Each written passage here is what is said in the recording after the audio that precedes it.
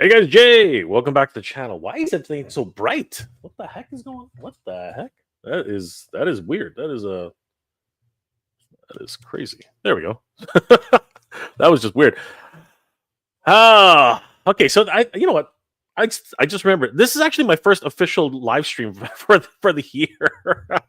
so so hey everybody, happy New Year, guys. Man, this year has started off with a bang.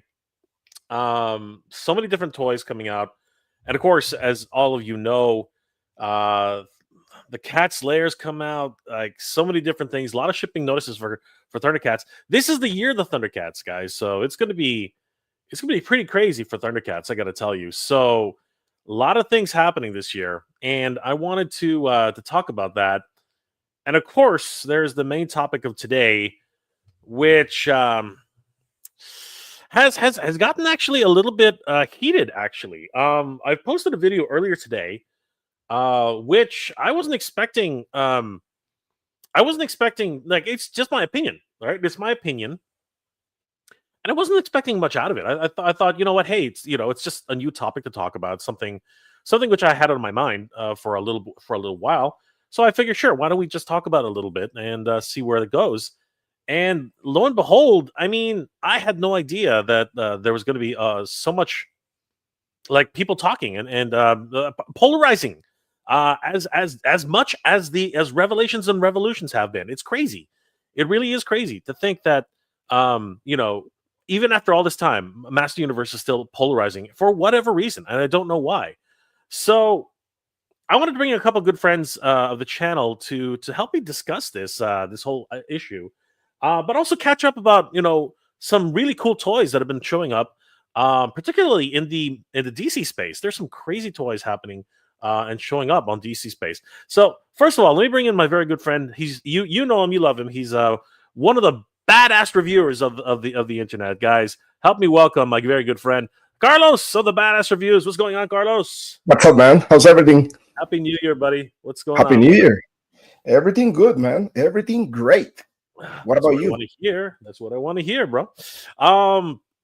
You guys getting ready for the realm? Like, everything's gearing up? Well, we're wrapping some stuff off, but like this year is gonna be kind of like crazy. So we're kind of like waiting. We're getting some quotes from factories and stuff like that, but we want to wait and see what's going to happen, like politically, between United States and Sure. all the other countries and stuff like that, because that may affect some of the stuff that Yeah.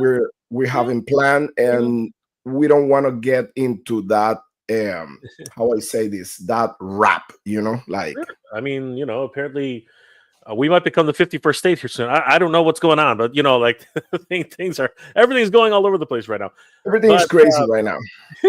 just ridiculous. I think there's a lot of jokes being thrown around and actually used as political fodder. But who cares? We're not here to talk about politics. We're here to talk about toys and movies. Exactly, That's what we're here to talk about.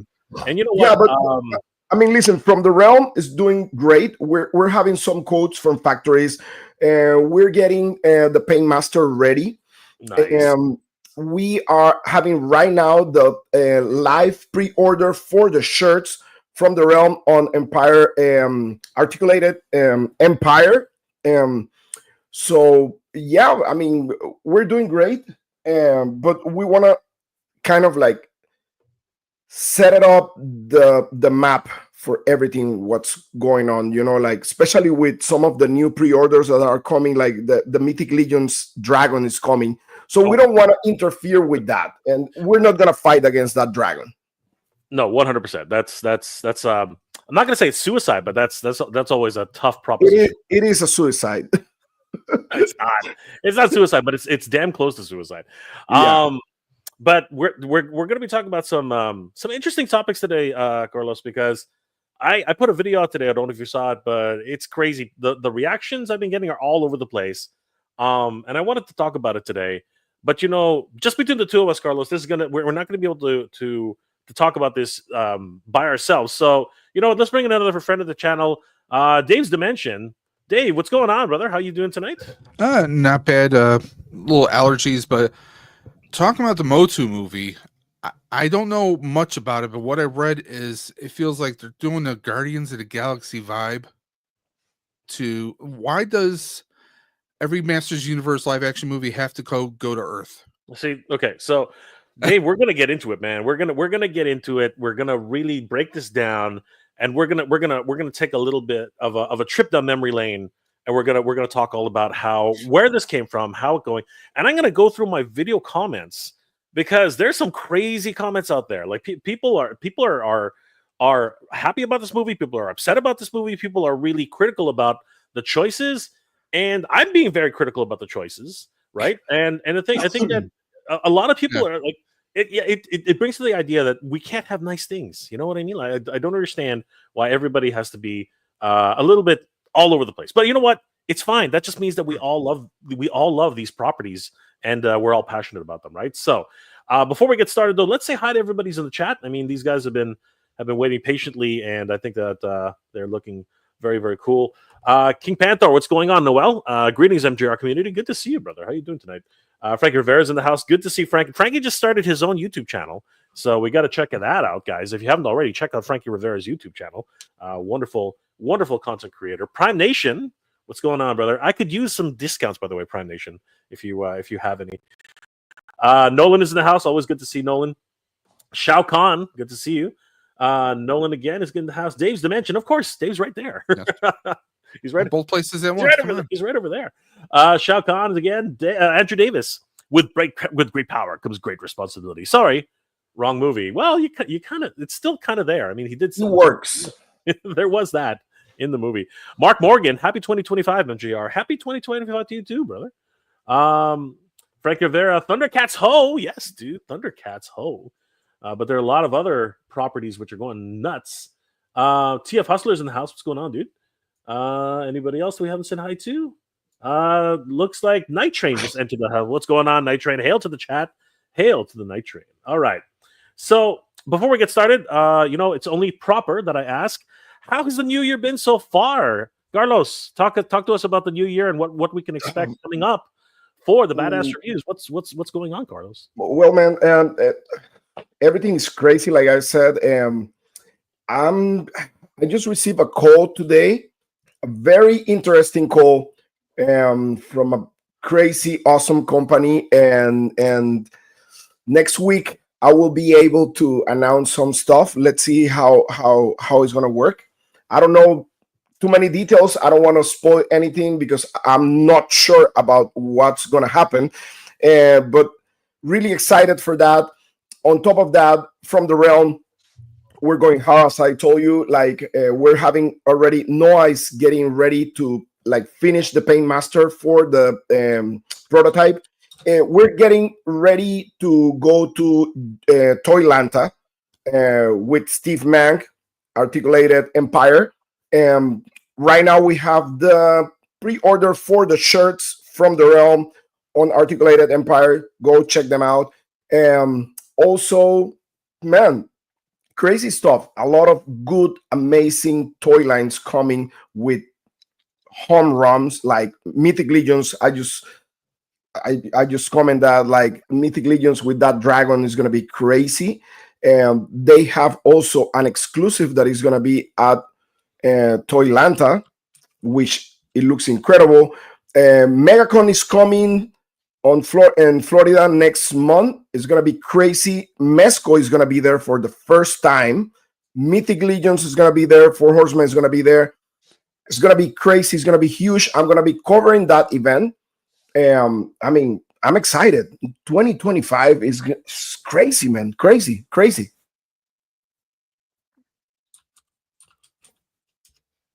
Got it. Always happening. What's wrong? We're professionals. Yeah, I know. We're professionals here, guys. We're professionals. Guys, so very exciting, Carlos. And you know what? Danny and I are probably going to meet you guys at Toylanta. PowerCon. You and I were supposed to talk about that last night. I didn't have a chance to come back, so we're going to talk about that tonight. So very exciting. PowerCon is coming back, everybody. Not exactly the way we're expecting it, but PowerCon is coming back. So I hope to see everybody there. Dave, tell us what's going on in your world, brother. How have things been going, and what are you even working on lately?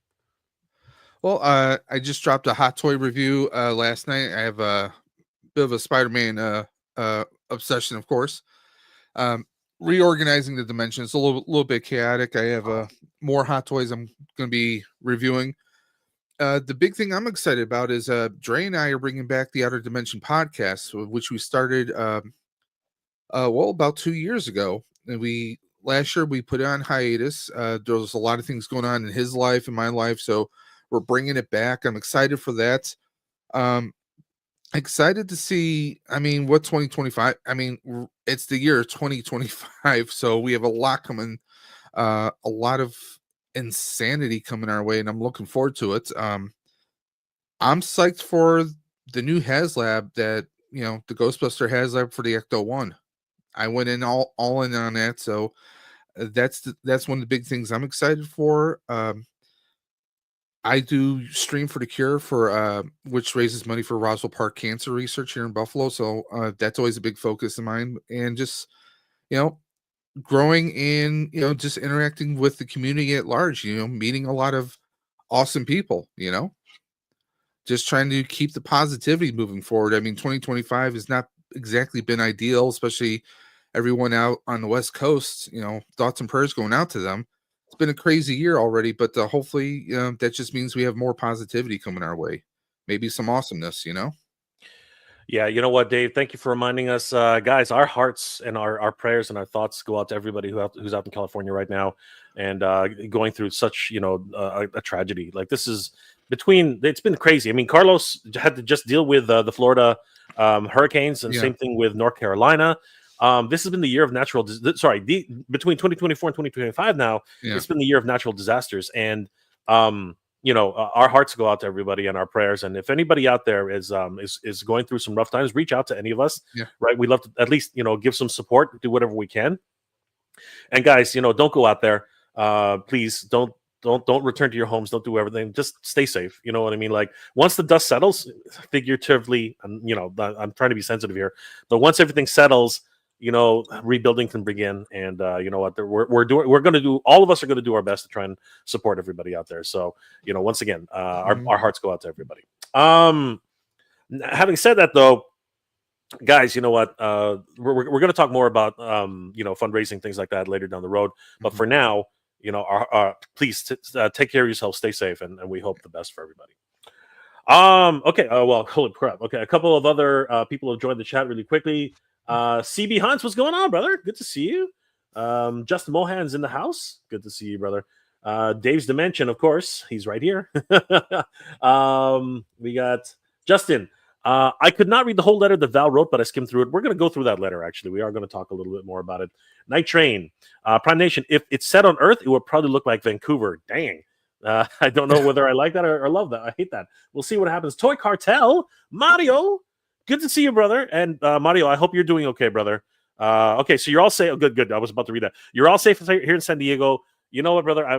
My prayers are with you because apparently it's heading south. So I hope everything goes okay. Apparently the Canadian water bombers are there, so hopefully they're helping out. So guys, please stay safe. And Mario, we're going to hook up again this year as long as San Diego Comic-Con is going to happen. So we will see you there, brother. On you 83. 2025 is a nutshell: ice storm, fire at work, and snow. Yeah, we're dealing with a blizzard right now here in Canada, so we all have problems everywhere. So, yeah, the Carolinas are getting hit with it right now. I think they're getting parts of it getting hit with snow. It's mind-boggling because I'm in Buffalo, New York, and we just barely have enough covering the ground in the cars. Usually, we're the ones that usually get it. Yeah, it's the lake effect. We're all by the lake, right? Same thing here in Toronto, right? Sometimes it's heavy, sometimes it's not, right? It's weird how the lake is just a weird thing. You know what I mean? So, but our neighbors down to the south, Buffalo, always great to see you guys. Toronto Freddy, what's going on, Toronto Freddy? Jared Leto for Skeletor? Nah, no thanks. Again, I'm getting a lot of that. Prime Nation, 5 inches of snow for me, brother. It's gonna keep coming. We're only in January. Imagine when it hits February. Yeah. That's when things are gonna just go bang. And of course, all the way in the Bronx, and it's fire in the Bronx as well. Oh my God, are you serious? No, you really? CB Hunts. Oh my God, that's scary as hell. Fire in the Bronx? That doesn't even seem to compute to me. Shouldn't it be snowing? Like, oh my god, that's or someone's trying to stay warm and maybe it's getting out of hand. I mean, like, oh my gosh. know? Anyway, you guys, everybody out there, stay safe, guys. This is just crazy. All right, so let's get to the meat of the situation here, boys. So again, I want to touch on this a little bit before moving on to other toy lines, but what the heck? I have my doubts. There's a lot of things that are good about this movie, and a lot of things which I don't really necessarily agree about this movie. And there are a lot of people who have chimed in on the video I posted today. So I really wanted to go over all these things and really talk about what's possible with the Master of the Universe 2026 film.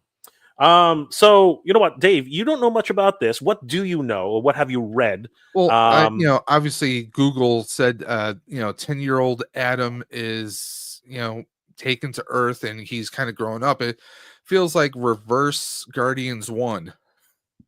Okay. Yep. To me, it goes against everything I know growing up watching Masters Universe, and even with Revelations. I mean, it's just, to me, it goes against. I'm like, so Adam's growing up on Earth. It from what I'm reading, it doesn't make much sense. Jared Leto as Skeletor. I'm not a huge Leto fan. Okay. Maybe he should stick to music. That's kind of like my thing on it. I mean, it depends on, I don't know. I think it's going to depend a lot on how they write Skeletor, the direction, the people behind it who, are they going to be motivating him? Are they giving him free reign? Either way, it doesn't give me a great feeling at all. But what about you?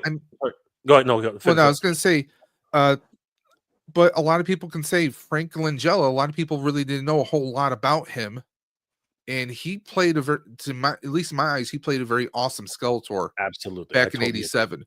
He was the highlight of the movie to me.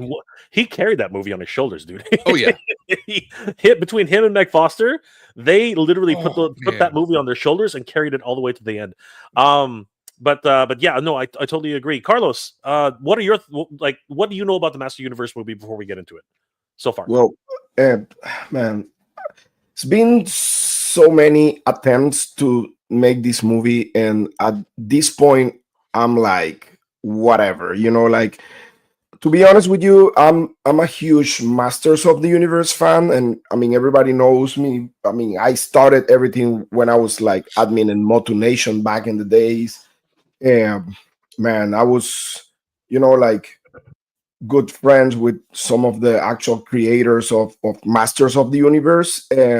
But listen, to me, Masters of the Universe is the mini comics.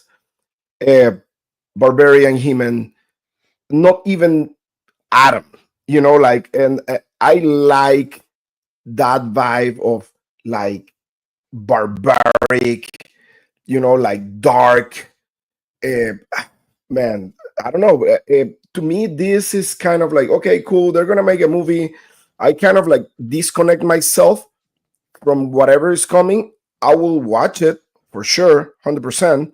But it's not like, okay, to me, this is my He-Man, this is my Masters of the Universe. Make sense? So I'm open to whatever is coming.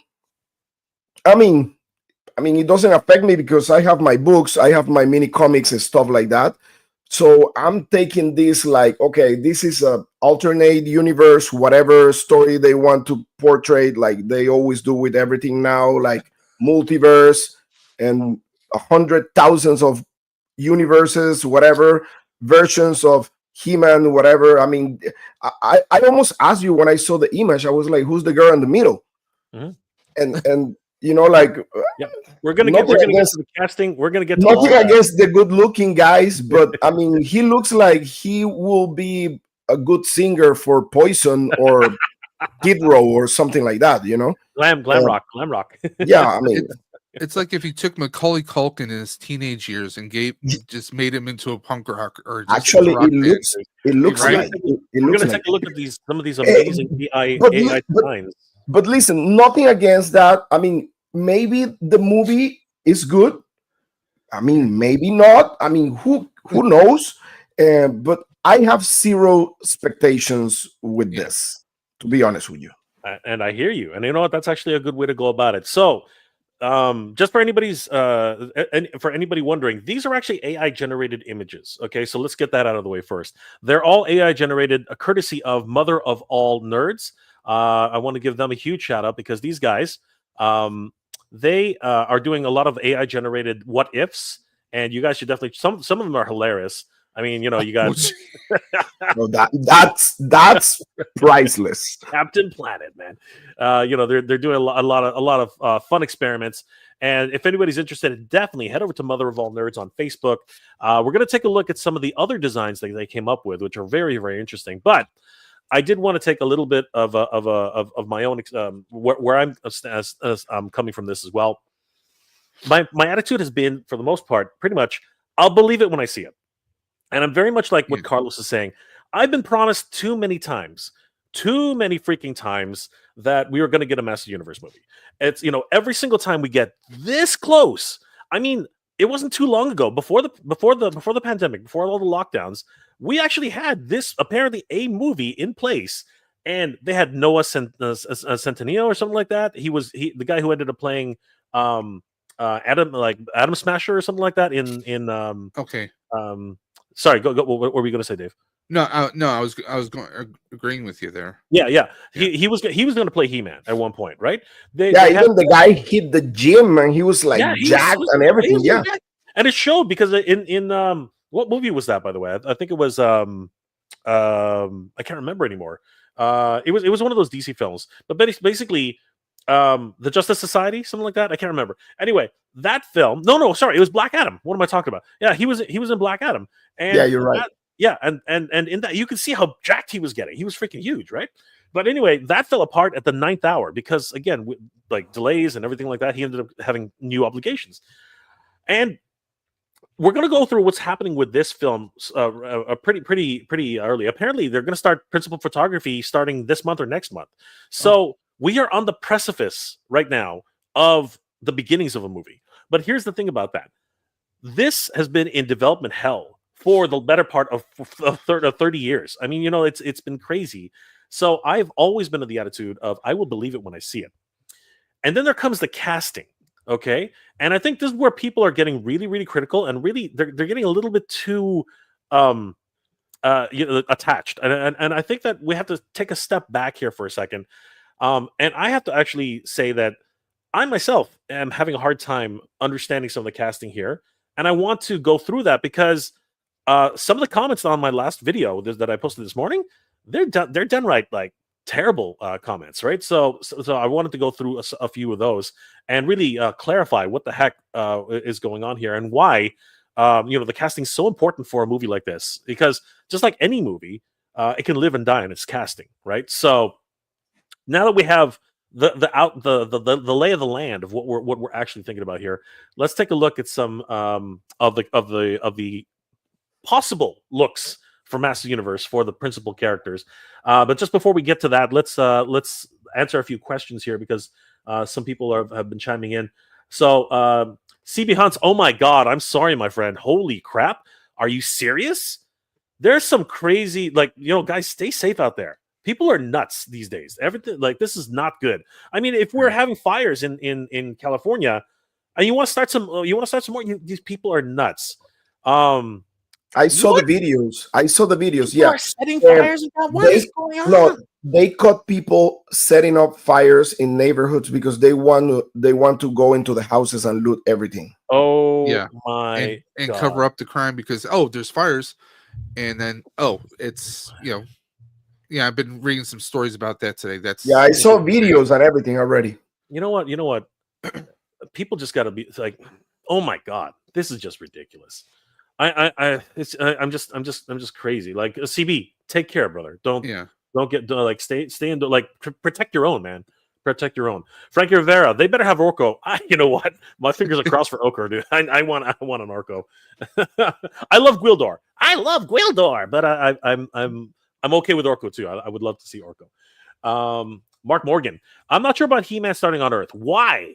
Understand his mom being from Earth, and she fled Eternia to raise him there. But to protect him, I'm excited. Okay, well, I'm excited too that the prospect of a Master Universe movie. But just like what Dave said, I starting it off on Earth is a bad idea. I am the first one to fight anybody on the Master Universe 1986 movie because I love that movie. I'll be the first one to tell you I will fight anybody any day about the pros and cons of that movie. I still hold it to truth that that's my favorite kids movie of all time. It's a guilty pleasure for me. Absolutely. But at the same time, I'm also the first one to tell you everything that happened on Earth was the weakest links. Like it was honestly, like you just heard it in Gary Goddard's commentaries. He bathed everything in neon so it would actually kind of look kind of cool. You know what I mean? There was like you could have done that in Eternia. Eternia could have been this cool, wonderful, moody settings, but no, they had to do weird things to make the movie look more interesting than it really was. But I still love that movie, especially the acting in that movie. I mean, James Tolkien, Billy Barty. Yeah. Like, I'm sorry, Courtney Cox. I mean, Duncan McNeil. People who went on to have great careers. You know what I mean? And Dolph Lundgren, of course. That's it's still one of my favorite movies. And poor Dolph sounded like he was like me fighting sinuses the entire time. He sounded like he was Stallone. I know, right? He just sounded so. But I think it was because his coach was trying to tell, because he couldn't. He was just slurring the words, right? Yeah. He didn't really know much English around the time. Carlos, what are your thoughts about the '86 movie? Did you like it? Did you not like it? What are your thoughts about it? I didn't like it. You can be. I didn't like it, to be honest with you. It's okay. I mean, it has their moments, the movie, but it's not a movie that I will say is a movie that marked my childhood or anything like that. Like, to be honest with you, I think by that time I was more into horror movies and stuff like that. Like, like Freddy, Jason, stuff like that. That was my kind of like bread and butter, like Lost Boys, stuff like that. That was my kind of like type of movie.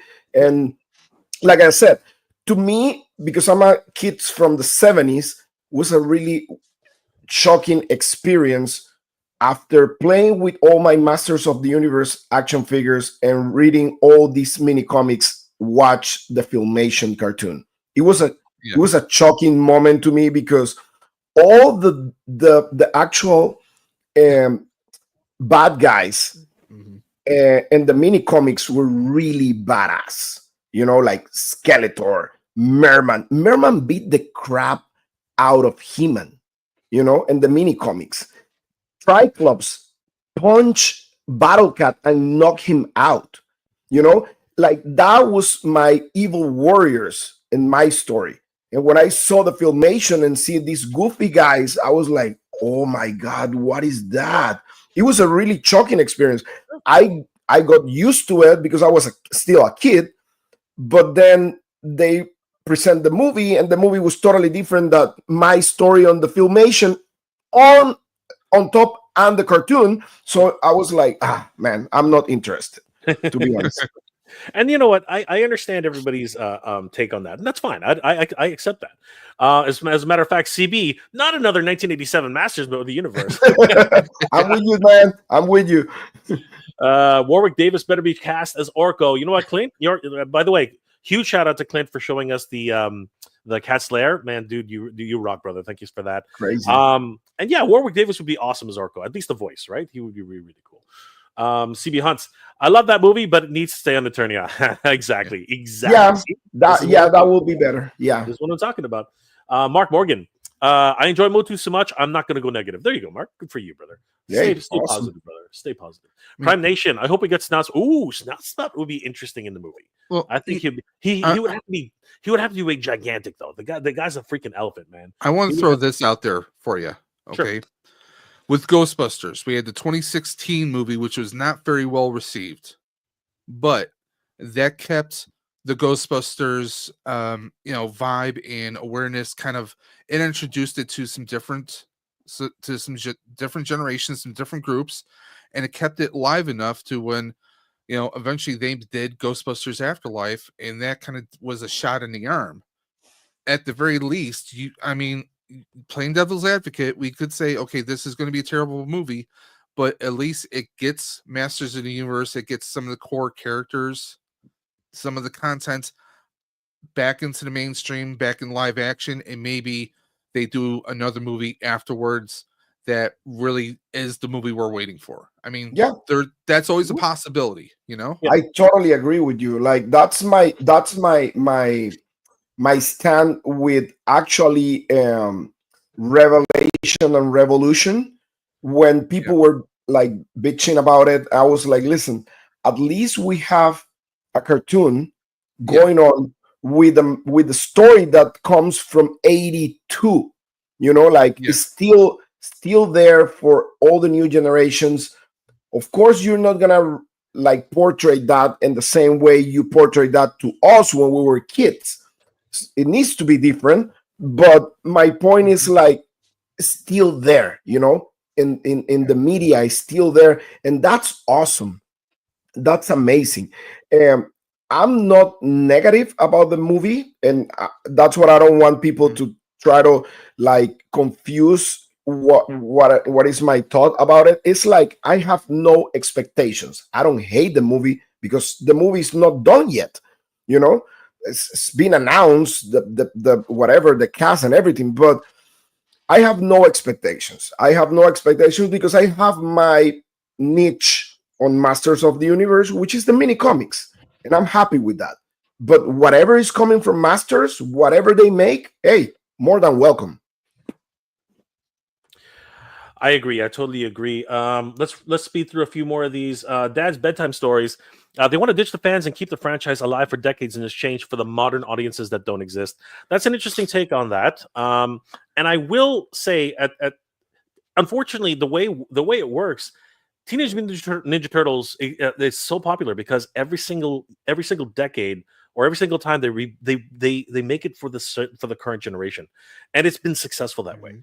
Right, Motu's got to figure out how to capture that magic, and to a lesser degree, Marvel, DC, they tend to do the same things, and that's why the movies are very, very different from the comics, right? So there is a lot of truth in that. Fans cannot be ditched. I agree. I totally agree. CB Hunts, I'll watch it, but it ain't my He-Man. It's this generation's He-Man. This is true, and you know what? It should be given every chance for that. Omar V. If they had the same people who made Secret Level episode for Warhammer, this would be awesome. Honestly, Secret Level is freaking dope. What do you guys think about Secret Level? Secret Level was ridiculous. Man, listen, that episode for Warhammer, I'm a Warhammer like soccer dude. I mean, you saw my Warhammer Joy Toy collection. I did. So, man, that episode was gold. And surprisingly, which after that one, which one was my favorite one? The Pac-Man one. That was crazy. And you know what? They made a game. They ended up making a game too. It's on. I think it's going to be on Steam pretty soon. It's really creepy. That was a crazy film for sure. How about you, Dave? Did you watch Secret Level yet? No, I haven't. You should. I recommend definitely. Oh yeah, you need to. You need to. 1 or 2 episodes. Look it up. Yeah, the Mega Man is insane. Yes, Okay, I'm a huge Mega Man fan. Mega Man is insane. Damien Rostari, I'm with you, Carlos. I'd be down for an origin story to start with using comics. Start with the villains being Count Marzo and the creation of Keldor into Skeletor. And I don't disagree. 2000X is my favorite He-Man cartoon. 2000X. And I love it because they did justice to all the villains. I love it. Plus, I require an enjoyable movie as the fan base is not huge as it was in the 80s. I'm not saying that it will fail, but enjoying the film is what I'd love. I think, you know what? I'm hoping that it's at least a decent film. We'll see how it goes. All the way from Scotland. Thank you, Damien. Happy New Year to you too, brother. CB is actually in Houston. All right, brother. Well, no matter what, stay safe. But, it's all good that we're all watching out for each other. My buddies Customs, what's going on, bud? Earth would work if there was a battle between Skeletor and He-Man was about to die, and Orko used the spell to wish him to safety, but Orko, in the Orko style, the spell goes wrong, and he goes all the way to Earth. Yes, but unfortunately, this is happening when he's like 10 years old. and Yeah. then being whisked away to freaking Earth. But I hear what you're saying, bud. I hear what you're saying, and you know what? That makes you a fan. That's that's the difference here. So, and also it wipes Adam's mind. Interesting. That, you know what, you're not wrong, bud. You're onto something. And you know what? Maybe you should write a script, bud. Maybe you should write a script. Let's see here. Anybody else we haven't seen yet? Clint Jorgensen. My mom was the Dolph Lundgren fan, and she wouldn't let me watch the movie for some reason in the 80s. That's weird. She didn't want you to have tainted images of Dolph Lundgren. That's probably what happened there. Transformatic. What? No Gwildor? No, unfortunately, I don't think so. Not this time, buddy. If they do, it's going to be awesome. That's just my opinion, though. Let's see here. Anybody else we haven't said hi to? Lord Hoagie has loved Flash Gordon. Flash Gordon is awesome. Yes, 2000X Night Train is freaking. Yes, and you know what? Mondo. We're going to be seeing some crazy stuff coming from Mondo pretty soon. Oof, I can't wait. 112. I'm scared. The 112 from Mondo is scaring me. I can't wait. Dad's bedtime stories. Revelation was Motu Die. Dude, Revelation was freaking awesome, buddy. Honestly, it was freaking awesome. Alex Valdez, anytime you want to hear the word reimagined, you know where this is going. Well, again, we're going to get into that. We are going to get into that. And the nerd with a suit, and then we're going to move on. I think this may become an even bigger question of ethical consumption because some of the stuff we know about Jared Leto. You know what? At the end of the day, choices are made, actors are selected, and you know, in this case, we just have to see how it plays out. But I know where you're going with that, nerd with suit, and very, very interesting. Kirk HD, freaking condoms. I'm pretty sure they try to reach more younger audience, just like Michael Bay for Transformers movie. Let's hope for the best because it's still in production. I hear you.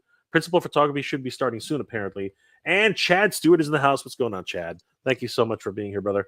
All right, let's get to the nitty gritty here, boys. Let's talk turkey. So let's have a quick look at some of these versions of the Master Universe cast.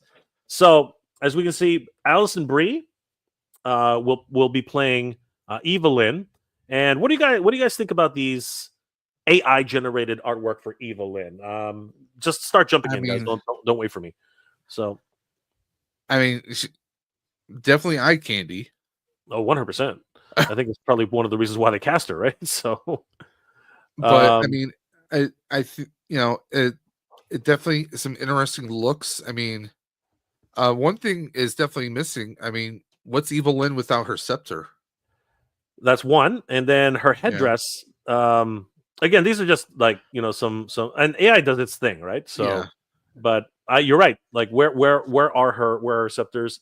This is kind of like more Scarlet Witch, I think. A little bit too much. Like a little elven kind of a vibe. There's a wand for you, Dave. Yeah. But it's more like a wizard. But yeah, staff. Like, I mean, when we think Evelyn, we think that, you know, her headdress, her crown, so to speak, and her scepter. Yeah, Carlos, any thoughts about these yet? I mean, I kind of like. I mean, I'm not expecting them to recreate perfectly the classic looks.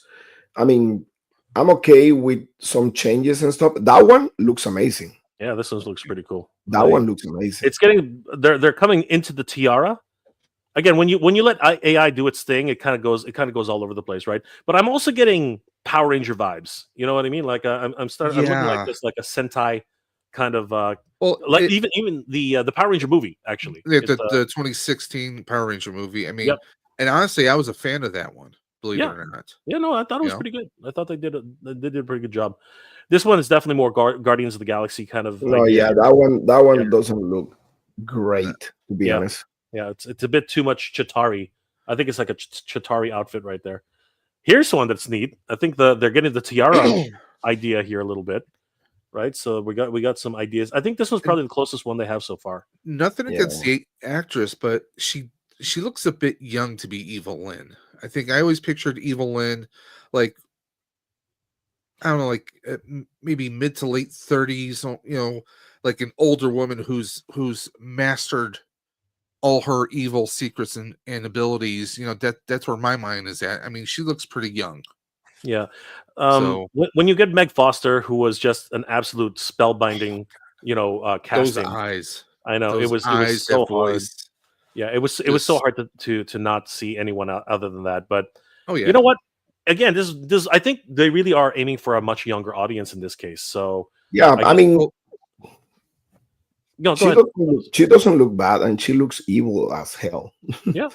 I think we're going to definitely have to see how the again, these are all AI generated. There's no actual costume design. No, here, yeah, totally. right. But this one looks pretty neat. I think this one's actually going somewhere. This one's not bad. And the hood and everything, yeah. yeah. So, but you know what? We're gonna find out. And again, very Power Ranger. I keep thinking Power Ranger right now for this one, but I think this one's actually pretty close. Yeah. That one's pretty good. That one looks good. I think this one is probably. You know what? I take it back. I think this one's the closest we're gonna get today. I think that's. I like the.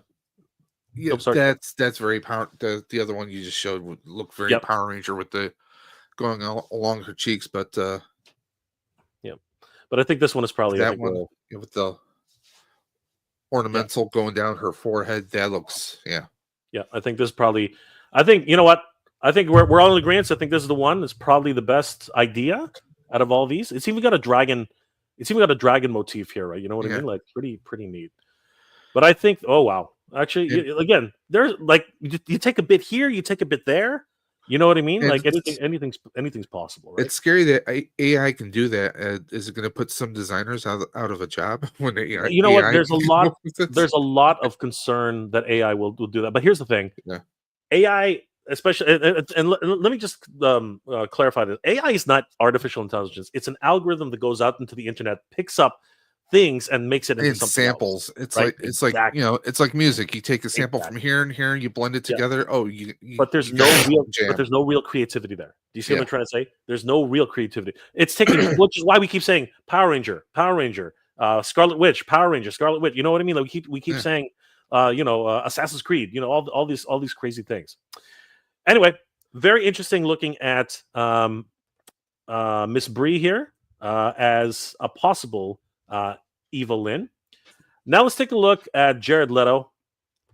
Now this is interesting. So the AI decided to just do a straight up mask, very much in the same style as Fred Langella in the eyes, I think.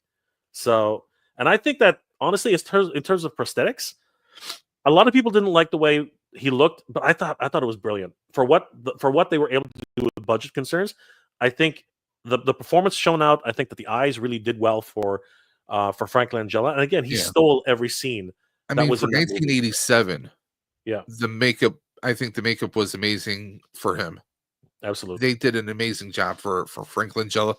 Plus, that speaks to him as an actor. That even with all those prosthetics, he could still convey. He could still, his voice. I mean, it takes someone who can really, when you're covered in layer upon layer of makeup, and you can still convey emotions, or you can convey certain, I guess, lack of a better word, vibe or aura.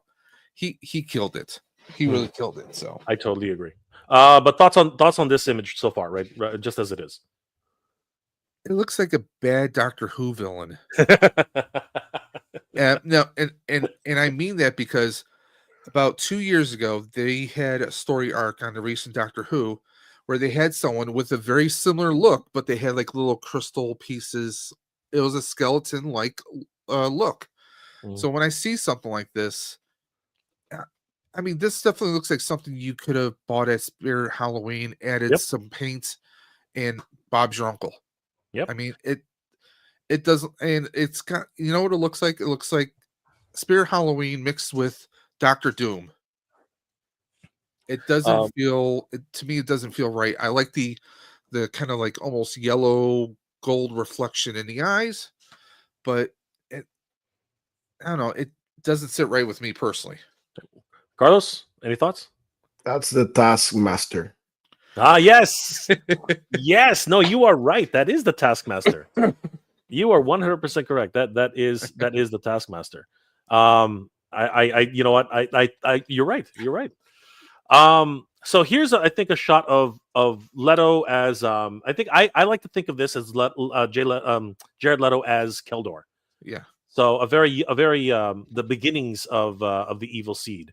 Or So, Aragorn. Yeah. Lord of the Rings. I mean, it would be cool if they give us Keldor and show us that in live action, him becoming Skeletor. I think that would be great. I think it's important because if we think about the fact that Adam is banished from or escapes from Eternia, what is he escaping from? Yeah. Being so young, I think that much like the Netflix CG animated film, cartoon series, Keldor was instrumental in actually, what happened to Adam in that series. Yeah. I'm not gonna spoil it for everybody, but I think that's important.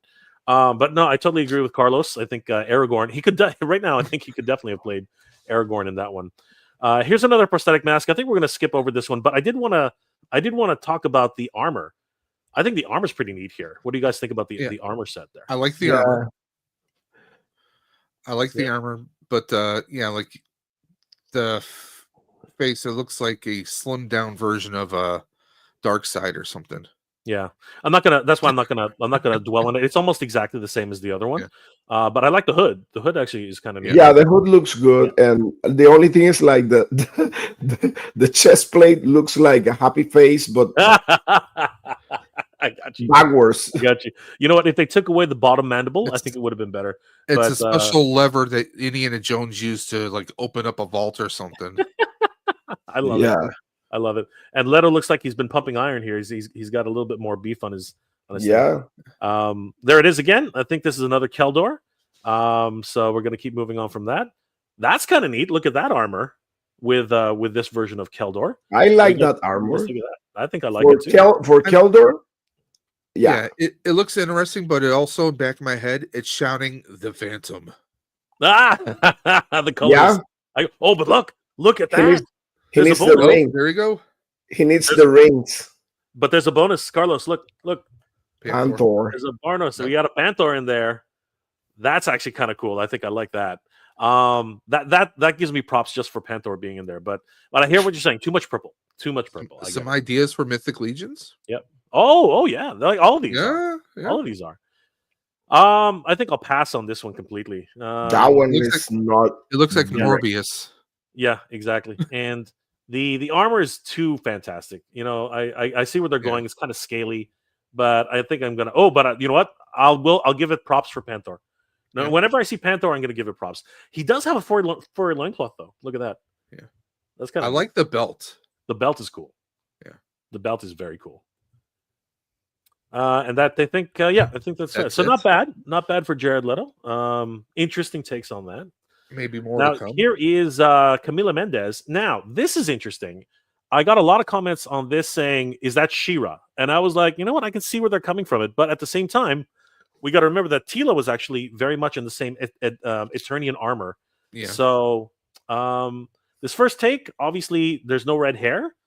But it's interesting. I think it hits all the right notes.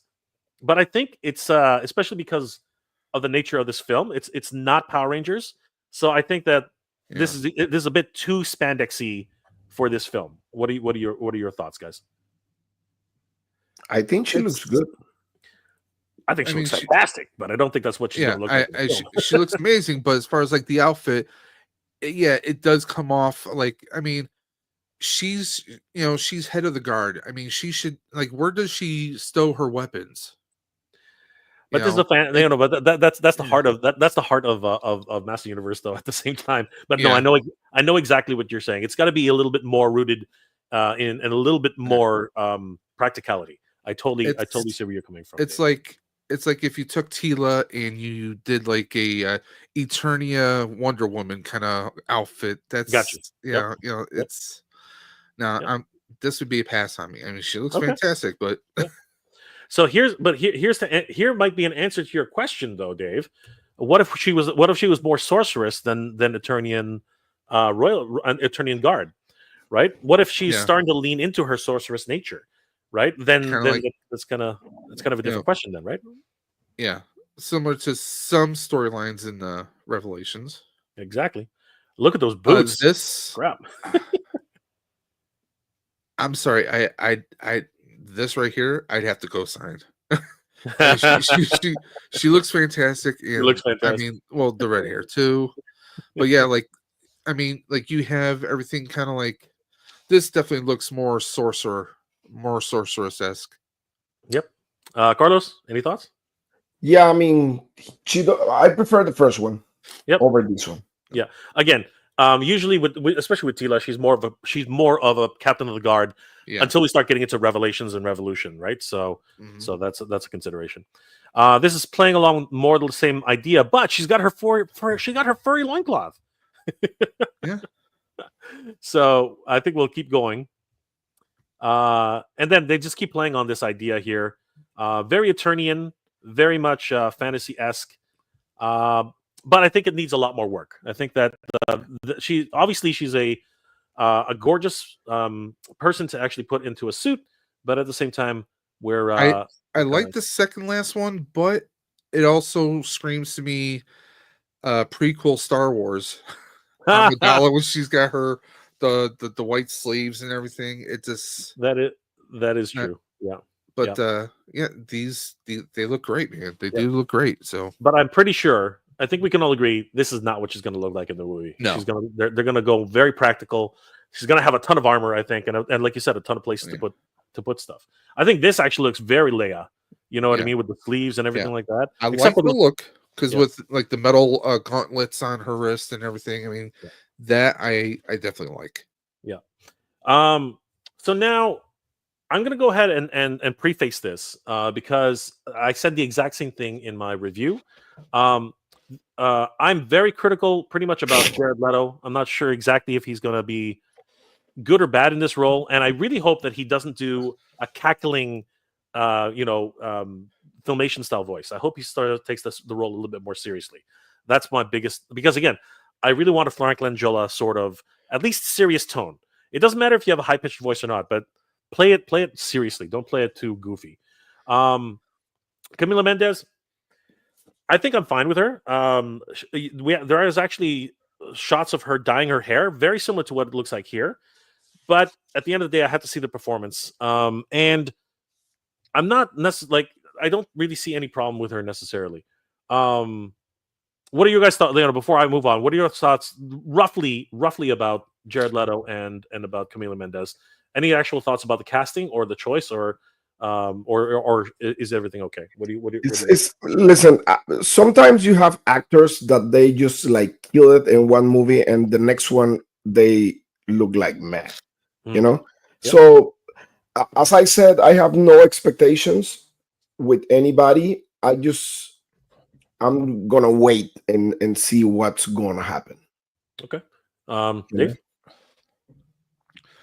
To me, Jared Leto, I mean, of course, infamously playing a gangsta version of the Joker was out there. I think it has to do with how things are written and how he's directed. I think is going to be the deciding factors. I mean, Iron Man, Robert Downey Jr., a lot of people wrote him off after all the court and drug controversies he had, but he killed it and he kind of helped Marvel become what they were as far as the cinematic universe. Yeah, absolutely. But I mean, in Morbius and the other, like even in Blade Runner 2049, it's just, I don't see that in him.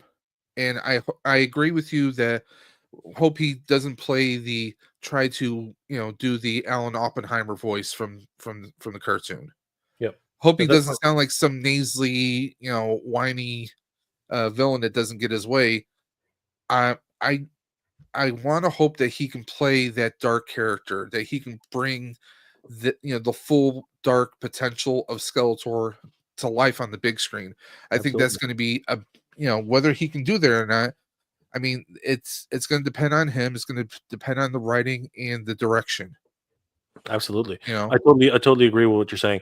And it's, again, I didn't mind 2000X Skeletor. I thought, even though he had a higher pitched voice and he played it dark, right, Carlos? He was more of a darker Skeletor, right? Like even though the voice was a little bit higher, a little bit kind of goofy, but when he spoke and what he did with his actions, I mean, that was the actual like script for all the characters in 2000X was incredible. Absolutely crazy, right? So I'm hoping something more along those lines. Now, I wanted to preface that because my video earlier today, I said these specific words about Idris Elba. I love Idris Elba. Idris Elba to me is one of the greatest actors right now. I loved him in Pacific Rim. I loved him in as Heimdall, who again, Heimdall is a Norse god, right? But they chose to use Idris Elba, and I thought he did a masterful job with that. Right? It was so refreshing. It was such a great take, especially in the second Thor movie. I thought he did an amazing job. But here's the thing.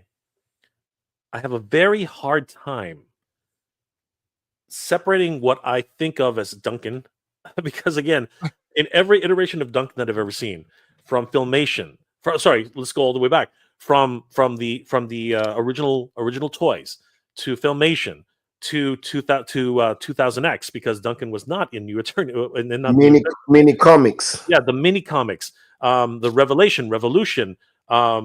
What's it called? Even his younger version that was in the Netflix CG show. He's always been this consistent, character who's an inventor. He's a father figure. He's this, and it's just Alan Oppenheimer is always forever going to be ingrained in my head as Duncan. That voice, that sound, that quality about him. And when I try to imagine how Idris Elba is going to play it, I just can't see it. So I am very much looking forward to seeing how he's going to play, Duncan. But for now, I can't see it. That's exactly what I said in my review on my channel. And for some reason, people took it the complete opposite way. And I am going to address that because I think it's important to address that. But I wanted to say that ahead of time before we take a look at these, because in the same breath that I said that this is a look I'm in love with. I said right away in my review, I said, am I wrong to say that I'm actually in love with this look? It's never going to happen on film, because this is way too cosplay. This is way too fantasy. This is way too. He's not that big.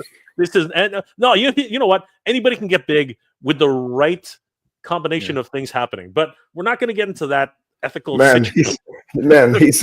He looks like Dorian Yates. But no matter what, dude, I love the way this looks. I said in my review, I was like, is it so wrong of me to be in love with this look? This thing looks amazing. But it's what's the name of the wrestler? The big one. There's what's his name? There's Bobby Lashley, right? Bobby Lashley. Bobby Lashley's freaking huge. That's a freaking beast. He's Panamanian, right? Yeah, there's so many, right? And then you know what? Doesn't this look like Doomslayer?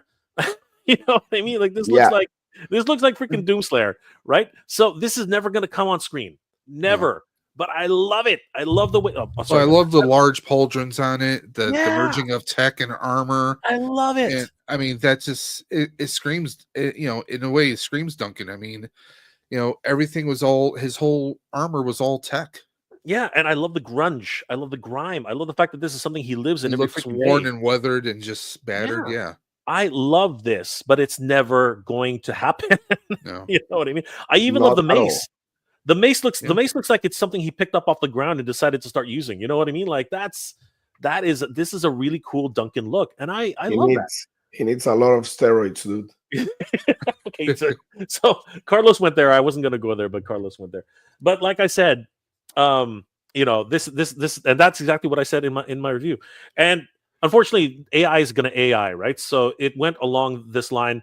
And again, for me, every single one is like, oh my God, I'm more in love with this more than I was before.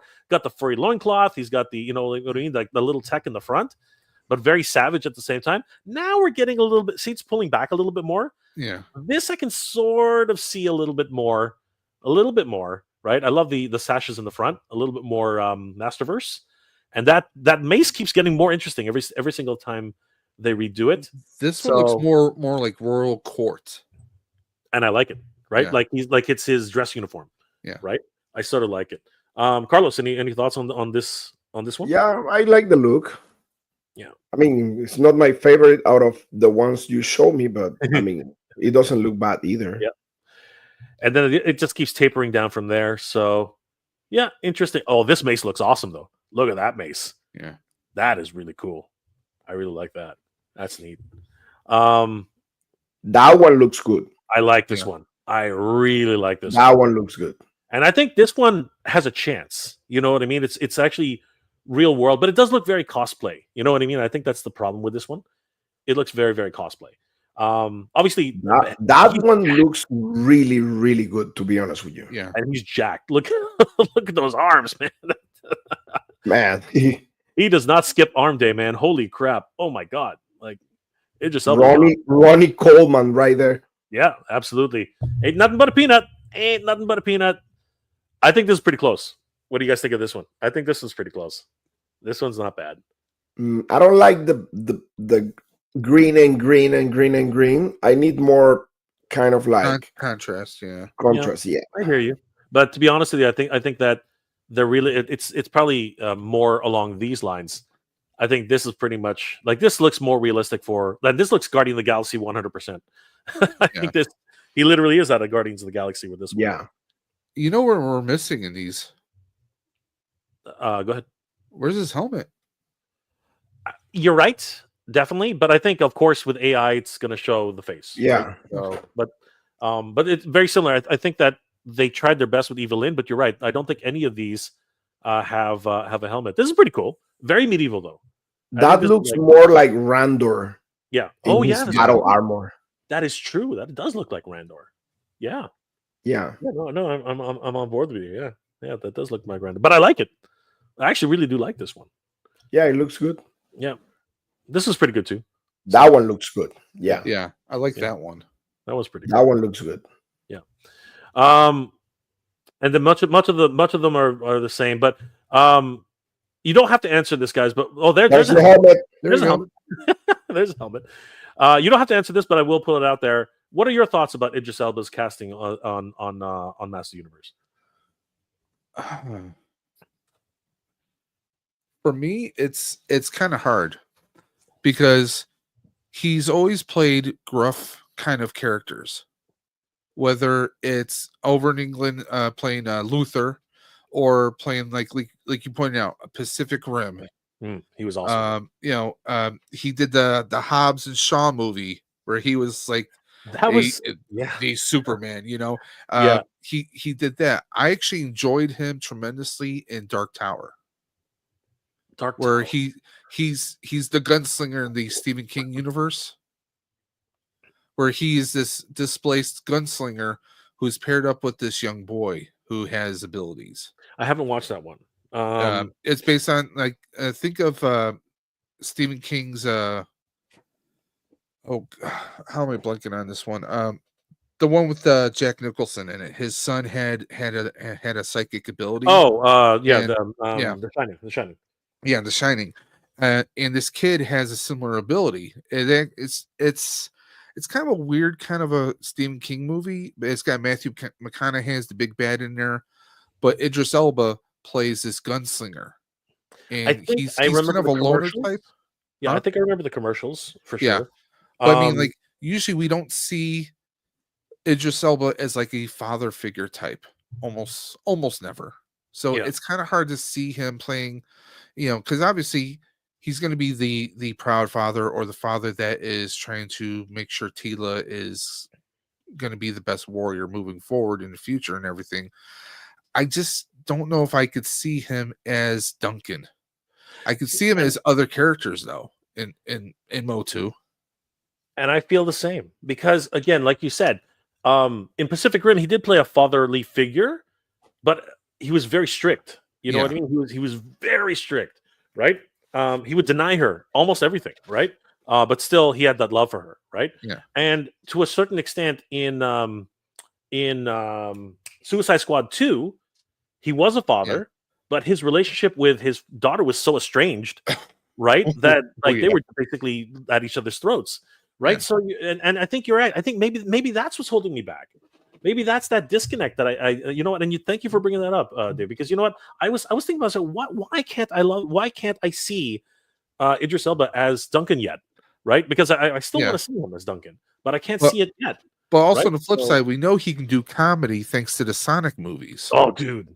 Honestly, Sonic is As Shadow, he's got like the best one-liners. I mean, he delivers them great. So we know he's got he's Knuckles in Knuckles. I'm sorry. yeah, he's Knuckles. But yeah, I mean, we know he can deliver comedy, but Duncan's not really known for being comical. Mhm. So I Exactly. mean, I guess it all depends again on how they're going to write him and how they're Yeah. going to direct him. No, I totally agree. Carlos, any thoughts on the casting for? I mean, I don't dislike the casting, to be honest with you. I mean, yeah, it is what it is. You know, like nowadays, Hollywood is doing whatever they do. So at this point, I don't try to fight against the current.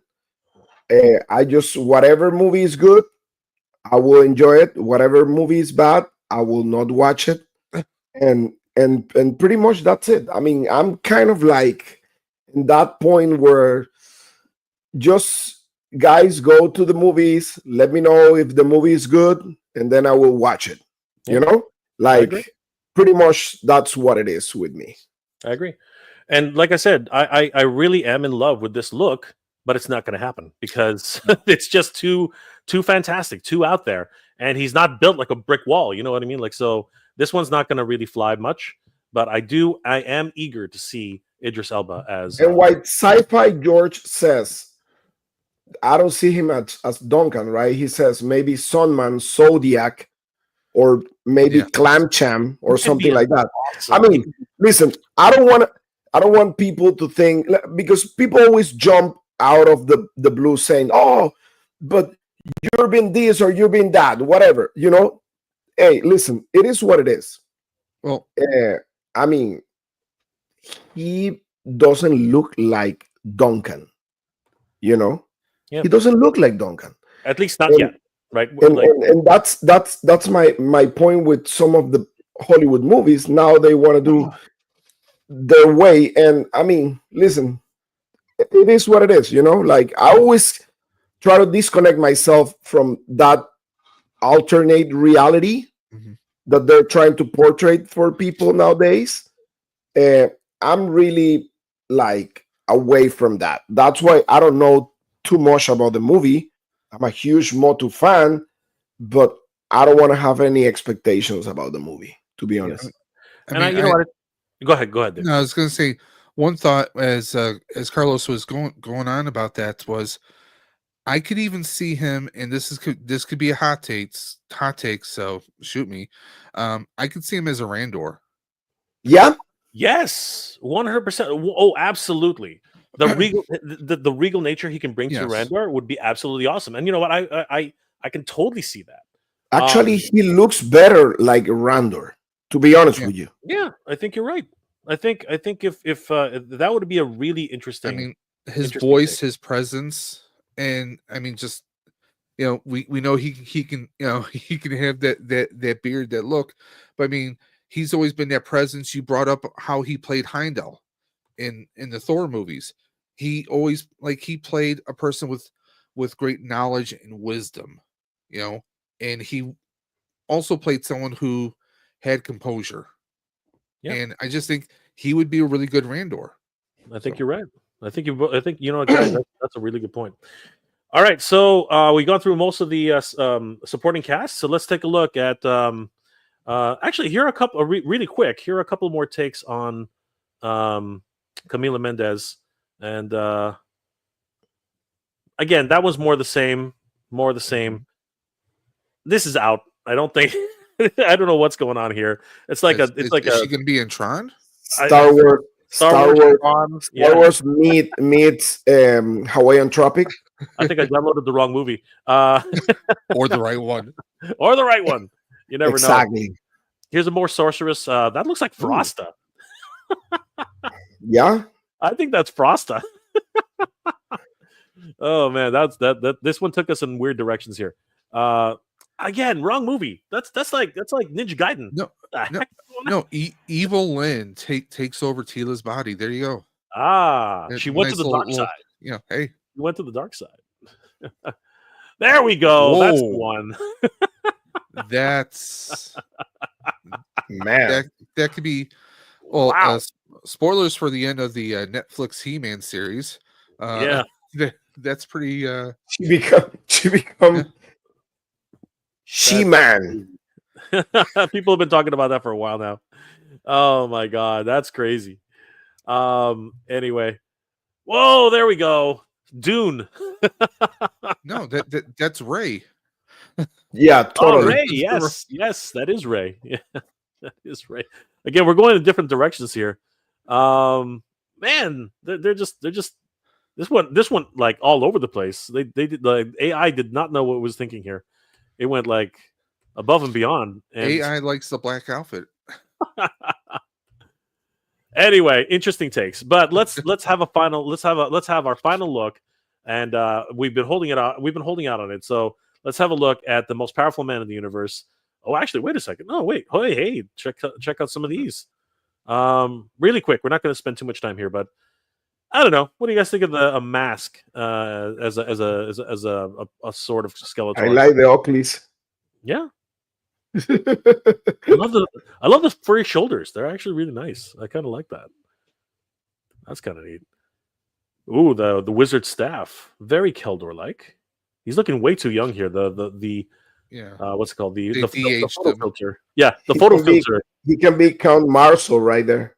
That's right. Oh, Mars. Yeah, Count Marzo. 100%. Oh wow, that's a mask of masks. Nah, I think I like the It chest looks armor. like Planet of the Apes. True, very true. But look Yeah, at the that's chest a armor. monkey. I like the chest armor though. That Yeah. those straps. Yeah, the actual harness looks really good. I really like that. Oh, and Panther. Oh, there you go. Points. We got points. That's a nice look. That's interesting, actually. I kind of dig that. It's not anything. It's not really Skeletor at all. But I don't know. I kind of dig that. There's something about it that I kind of like. What do you Or- guys think about this one? Or if there's a slow transformation from Keldor into Skeletor, this would be a nice Ah, transitional. And the Havoc staff looks fantastic. it looks really cool. Yeah, yeah. It's not a goat's head, but No, very, very cool. Carlos, any thoughts on this one? Yeah, it looks good. I mean, it looks mysterious. For sure. I use this for the thumbnail. This is kind of neat, and it reminds me of the first Suicide Squad. There was that that Aztec guy, and he had the tattoos that made his face look skeletal like. That might be an interesting take. I don't know. What do you guys think about this one? That's kind of neat. And he's got blue skin. Well, I like everything about it except the face. yeah. Dave? No, I agree with that. I like the look of the outfit and everything, but the face. Hmm. And I notice in all these, I mean, we see what looks like a mask. Yeah. But we haven't seen like an actual skull for a head. Yeah. Because with CGI, I mean, think Ghost Rider, think 1,000 different Oh, other. here we go. Okay. There we go. That's That's something. that's the girl from Pirates of the Caribbean. It's like Skeletor and the Crow. How about that one? That one's not bad, but it doesn't look like Jared Leto. I don't think that's. I think that's another actor completely. Interesting. Oh wow, yeah, they got some different looks. There's another mask. I kind of like that. That's kind of neat. What do you guys think of that one? I mean, that's probably the best head I've seen so far. Yeah, The best out of all of them. Yeah, yeah, I agree. 100%. that head with the other uniform. Yeah, you know what? I think you guys are right. That I think we're. Oh, hello. See, this is completely CGI, and you know what? I wouldn't mind that. That kind of looks kind of neat. A little too much on the teeth, maybe, but it's kind of neat. The bone hand is a little weird, though. This is no. No. That totally looks like Guardians of the Galaxy. Right?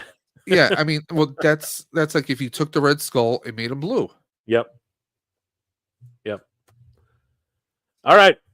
Let's see what the most powerful man in the universe finally looks like. So here we go, guys. This is what CGI made out of Nicholas Gazeltine. Like, woo! Look at that. Somebody been working out.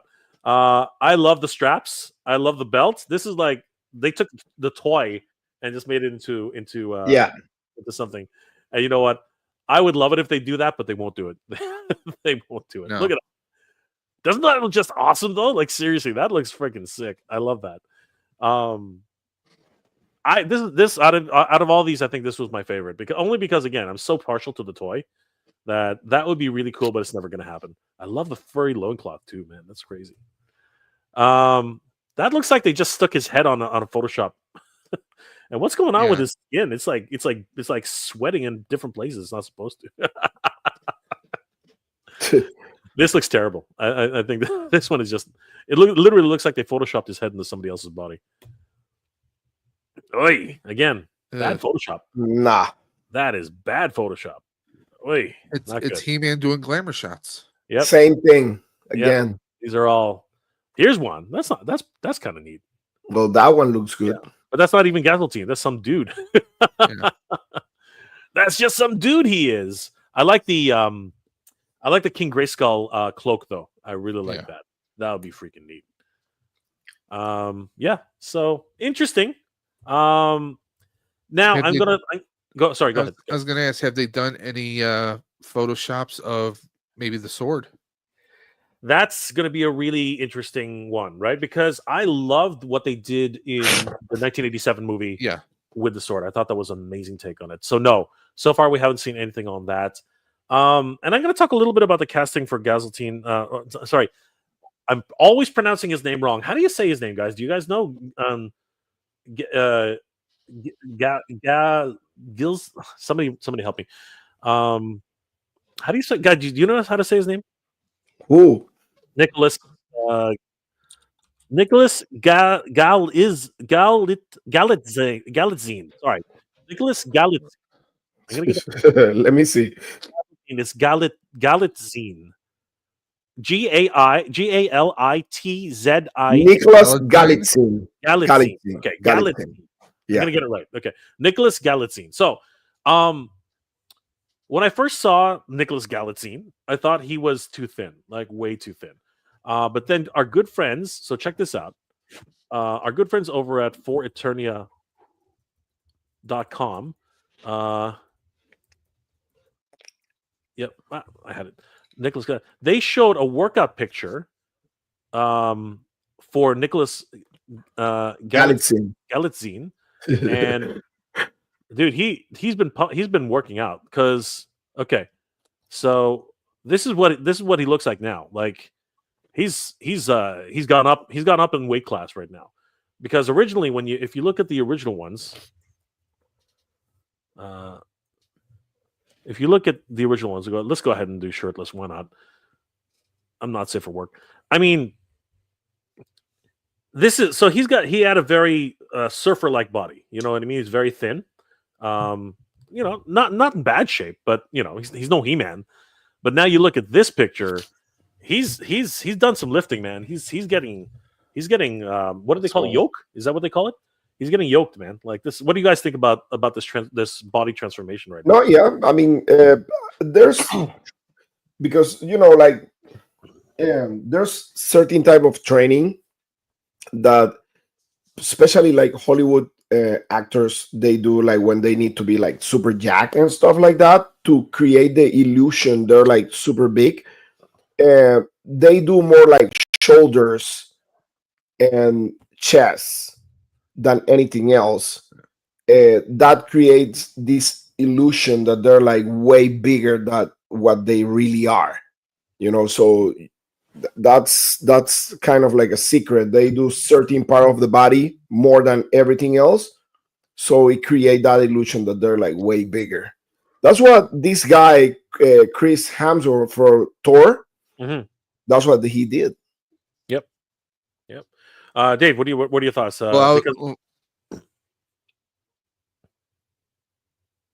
Dave, He froze. did we lose Dave?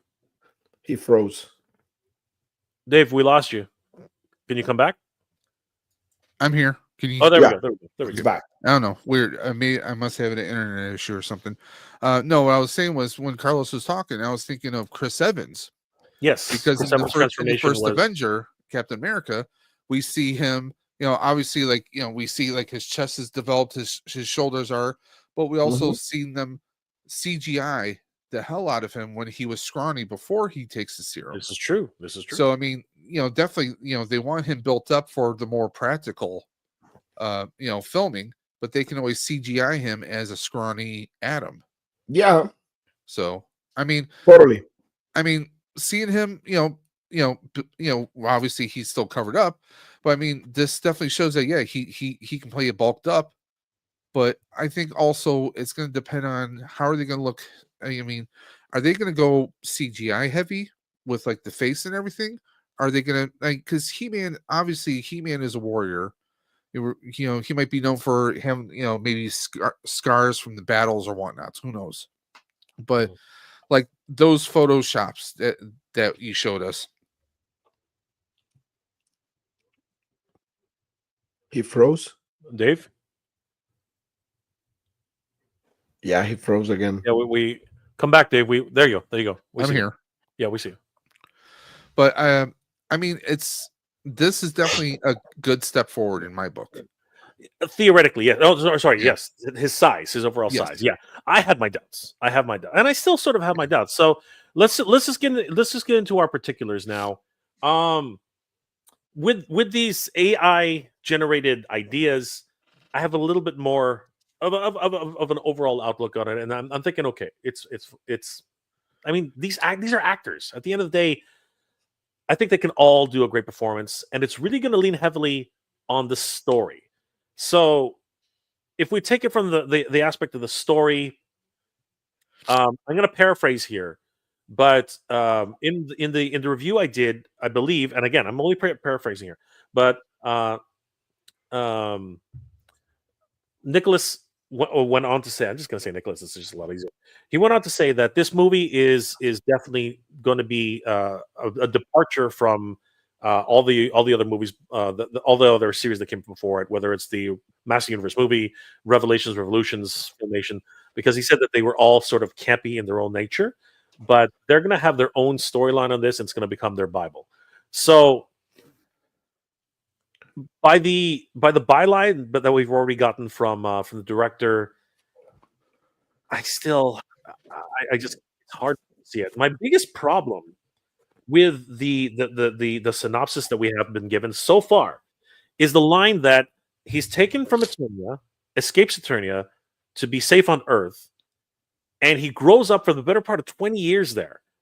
20 years, you're a young man already. Like if you Earth when you were 5 or 6 years old, you end up sorry, if you were 5 or 6 years old on Eternia, you escape to Earth where your mother was born, and you spend 20 years of your life there. You're 25, 26, something like that. You have no connection to Eternia whatsoever, right? And then all of a sudden you find your magical sword, which you were separated from 20 years ago, and unless that thing actually has a psychic connection with Eternia and can give you some memories of what's happening over there, you have no reason to fight for a planet. In my opinion, this is just my opinion. You have no reason to fight for a planet you have no connection with. You know what I mean? Like, you have friends here. You have friends here. You maybe have a girlfriend here. You have a life here on Earth. Why would you sacrifice everything to go all the way to a planet galaxies away just to fight for some a people you don't even? He was going to McDonald's, Yeah, to the movies. Like he's watching movies. Yeah, exactly. It just, to me, it doesn't make any sense. What are your guys' thoughts on this? Like, Dave, you've already put your thoughts down, but what is your take on the viability of this movie just on the surface right now? Like what are your thoughts? One, when you, or what was the term you used that they said that what was the term you used about them changing everything? What was the exact words you used? That I used or Nicholas used? No, that he had used, that they were going. He said that again, I'm paraphrasing here, but basically he said to the effect that they are recognizing that that all of the other He-Mans, and they're going to be using that sort of like base, but at the end of the day, they're going to be creating their own story, and they're going to treat it like a Bible. That's what they're multiversing everything. Yeah. I Pretty mean, much. it feels when I hear that they're going to carve out their own mythology. They're writing their own. It's to me that in the back of my head that's shouting that it's kind of a middle finger to the fans. That's part of it. Second, like you said, he goes to Earth and he's growing up on Earth. It's the flip side of Peter Quill from Guardians. I mean, you don't know anything. I mean, if it was you grew up on Earth, and you're like, hey, by the way, guess what? You're this warrior that has to come back because it's your birthright to save this entire world. I don't know that world. Yeah. All my friends, everything I know is here. I don't know jack about that other world. To me, it's going to be a hard sell, and I get the feeling like it's going to flop. I mean, it's like, hey, you're this chosen one. We need you to come back. I don't know you. I don't know anyone there. You know? And the whole thing about like him being sent away, it's almost like a bad John Connor kind of situation on top of it. I don't have a lot of like everything I'm hearing. I'm not excited for this. I'm not excited for it, but like Carlos said, it's something like you're gonna have to go into it with no expectations. You're kind of like, we're gonna hope for the best. We're not expecting much out of it, maybe, but we're gonna hope. Who knows? Maybe we'll be thoroughly surprised. This past year, Transformers 1, I was totally against it the entire time. I watched it. I actually enjoyed it. It surprised me. I'm hoping that this Masters of the Universe movie is going to surprise us, but I wouldn't bet on it. It leaves from some of the casting choices to what we're hearing or what we're reading on Google or news stories. I mean, it doesn't. Personally, it just doesn't sit well inside. I don't have much faith in it, but I'm still going to see it when it comes out. I'm still going to go see it because I'm going to hope for the best. I'm going to hope it's going to be entertaining, and I think for a big part, like I said before, I think a lot of it's going to come down to the writing and directing. So, I mean, I guess we'll just see what happens. But I really don't have high expectations. I'm just going to hope for the best. Yep. Carlos, what are your thoughts? Well, man, as Dave just said, like it looks. I mean, the less I know about the movie, the better for me. That's my stand with this type of movie, especially because Motu is really attached to my childhood and everything, and it's kind of like my base where I started everything about collecting, reviewing, taking photography and stuff like that. So, like I said, the cast, I'm like really like whatever. The story itself, so far, what we know, which is like very little, I'm not like that excited, to be honest with you.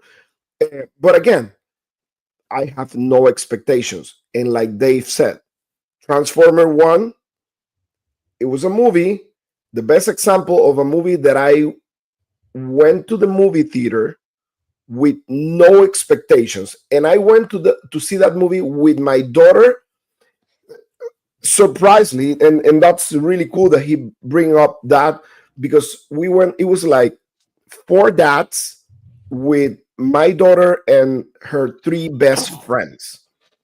And all the dads took them to the movie theater, and we were sitting there watching the movie, and I was explaining all the dads about the whole background story, and everybody was like, dude, the movie is really good. And I was really surprised. The girls, they didn't pay attention to the movie. But we were like, at the end, we were the ones who were like, wow, look at this, look at that. Yeah. I mean, and I had 0 expectations with that movie. Transformers Again, 1. Yeah, Transformer 1. Yeah. So again, hey, maybe the movie is gonna be great, maybe not. But you know what? I'm going with zero expectations. That's my stand. You're 100% correct. I think that that's exactly the way we should all go about it. But it's hard for someone who, is so close to these characters, who grew up like, with a certain idea of what Master of the Universe, to see it yet. But I want to love it. You know what I mean? I really want to enjoy this movie. That's my hope, my dream. I think Transformers 1, the marketing failed it. They should have treated it more like Shrek and like given the family an idea that this is fun for everybody. Instead, they went like it was a kids movie, because that's exactly what I saw in those trailers. I saw it was a kids movie. Yeah. And by the end of Transformers 1, it got so dark. I was like, holy crap, what am I watching? And it was amazing. It was incredible. And it set up a brand new lore. And unfortunately, because of the poor, the way it was poorly received, it's not gonna have a second chance, which sucks. Which really sucks. So I think that, wrapping this up, I think that for us, the three of us here, I think we really want this to do well, but unfortunately, it's just really going to come down to the first, I guess, pictures that come out of these characters, the first trailer that's going to come out, and of course, really a synopsis that's going to wow us at the end of the day. Because right now, what's been given to us right now is just it's so spacious, and it just relies on something which is a trope, and in my opinion, it is a trope that Hollywood like leans on this crutch that kids and younger people just cannot imagine something being outside of the universe of themselves without grounding it with some sort of human element, like from Earth. It is a huge failing of the Hollywood system, and I'm so glad they had the courage in Transformers 1 to have no connection with human beings whatsoever. I thought that was absolutely incredible, right? So I hope that they have the guts that, like, right now that was a first draft, and I really hope they have the guts and not go to Earth this time. I really hope that's the case. But yeah, but before we get to, there was a lot of comments, guys. Thank you for hanging out with us. Before we get to these comments, though, a good friend of the channel, Daniel Benedict, for those of you who don't know, did something amazing for Master Universe. And you know what? I would be amiss if I didn't show that and show you guys the possibility of what a really great Master Universe film is possible. And it's my hope that many of you have not seen this yet. And if you haven't seen this yet, I hope you guys really enjoy this. So hang on to your butts, everybody. This was going to be a lot of fun. Check this out.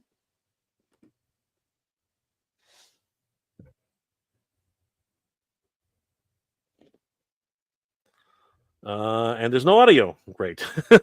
Hold on. I'm gonna have to find the other one. But all right, hold on. Anyway, let's take some comments from the while I'm finding the Daniel is a mastermind, and he's such a great human being. Oh, he's incredible. Well, and he's a good friend. And I can't speak too much on it yet, Carlos. But I did want to say that Daniel's coming to PowerCon. And I wonder why he's coming to PowerCon. So I think he's always at PowerCon, but I know, but there's a this big time it's gonna be special. This time is gonna be very, very special. All right. So unfortunately, I got to do two things at the same time here. All right. So let's take a couple questions because you guys have been so patient. Thank you guys so much for that. Let's see here. Nerd with a Suit. Revelations was cool. It had Lena Headey's Eva Lynn in it, and she's objectively the best character ever made. You know what? I loved Eva Lynn's journey in Revolution. From Revelation to Revolution, I thought that her journey was absolutely incredible.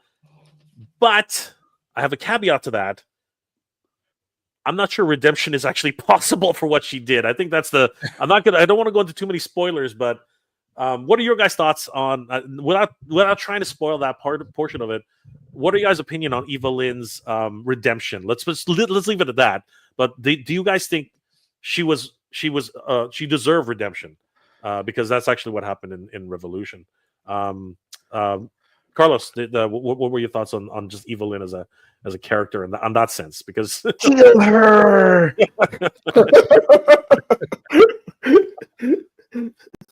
No.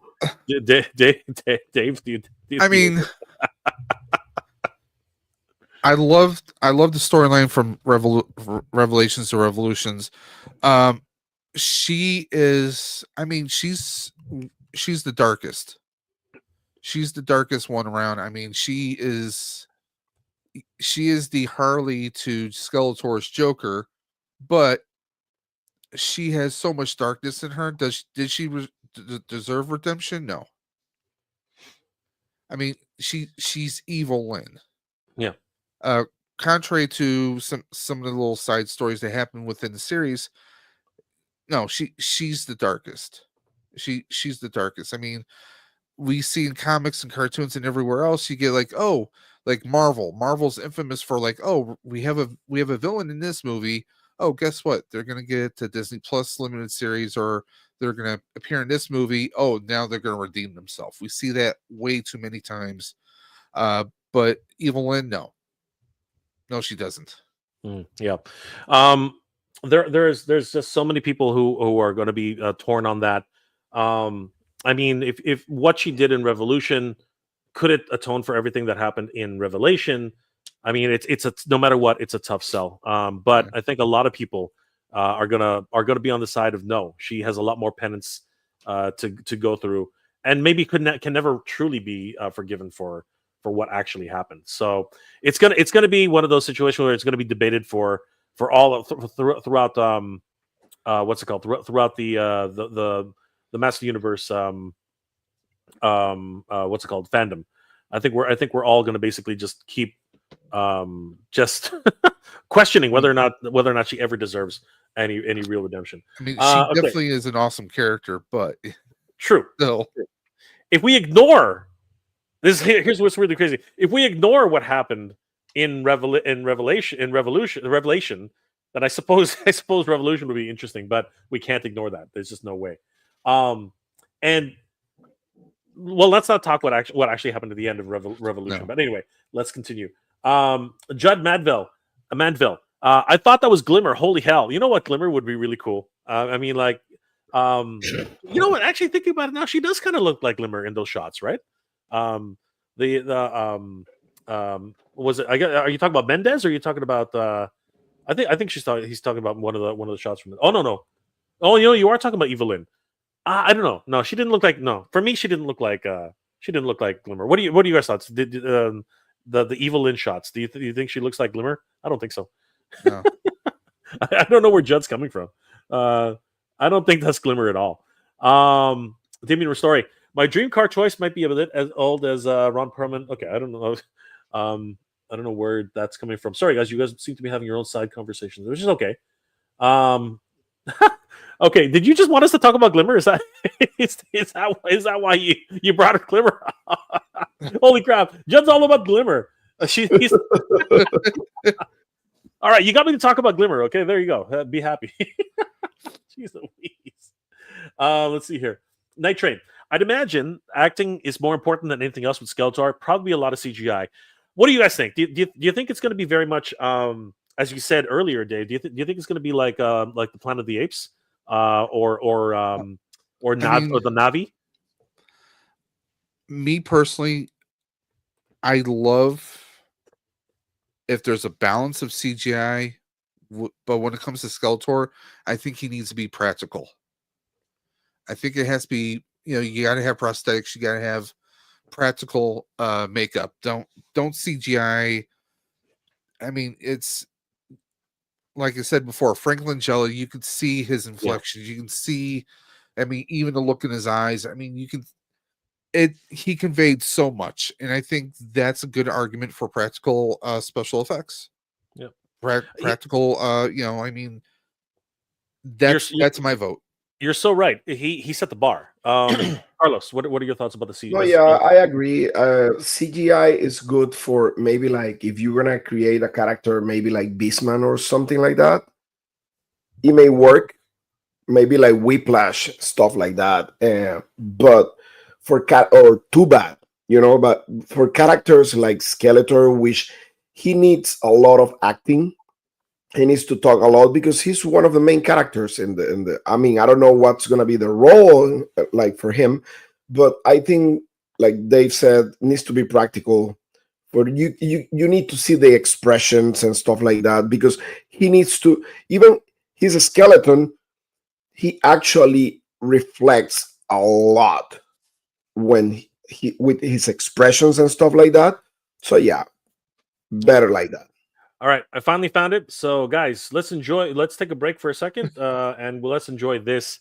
What I think is a very good and possibly one of a glimpse into a real Master Universe movie. Let's have a look at this, guys.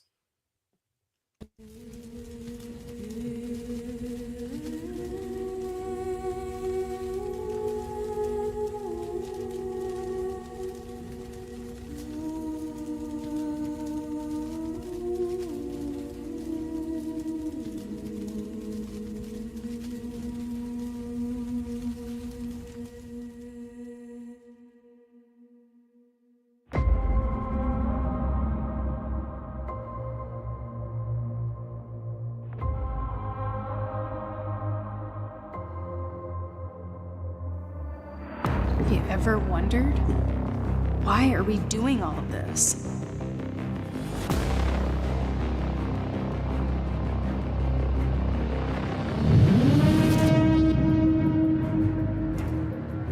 The Horde will not stop until Eternia is completely destroyed. Where are the rebels?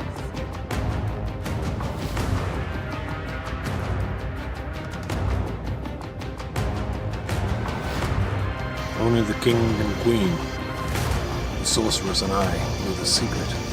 I have a sister.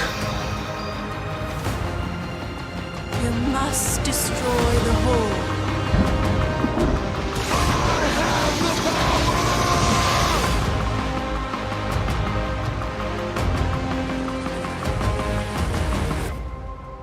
If I can't stop Hordak, who can?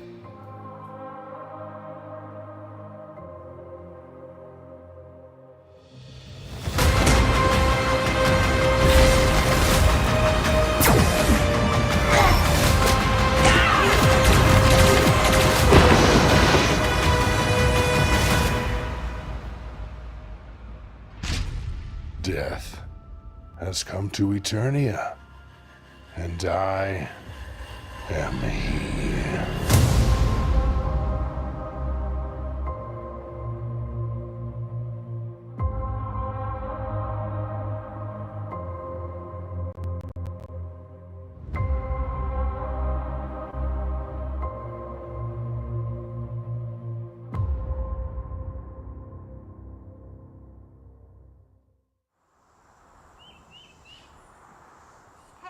Hey guys! What are we looking at? Hello, I'm Daniel Benedict, the director of the concept trailer that you just watched.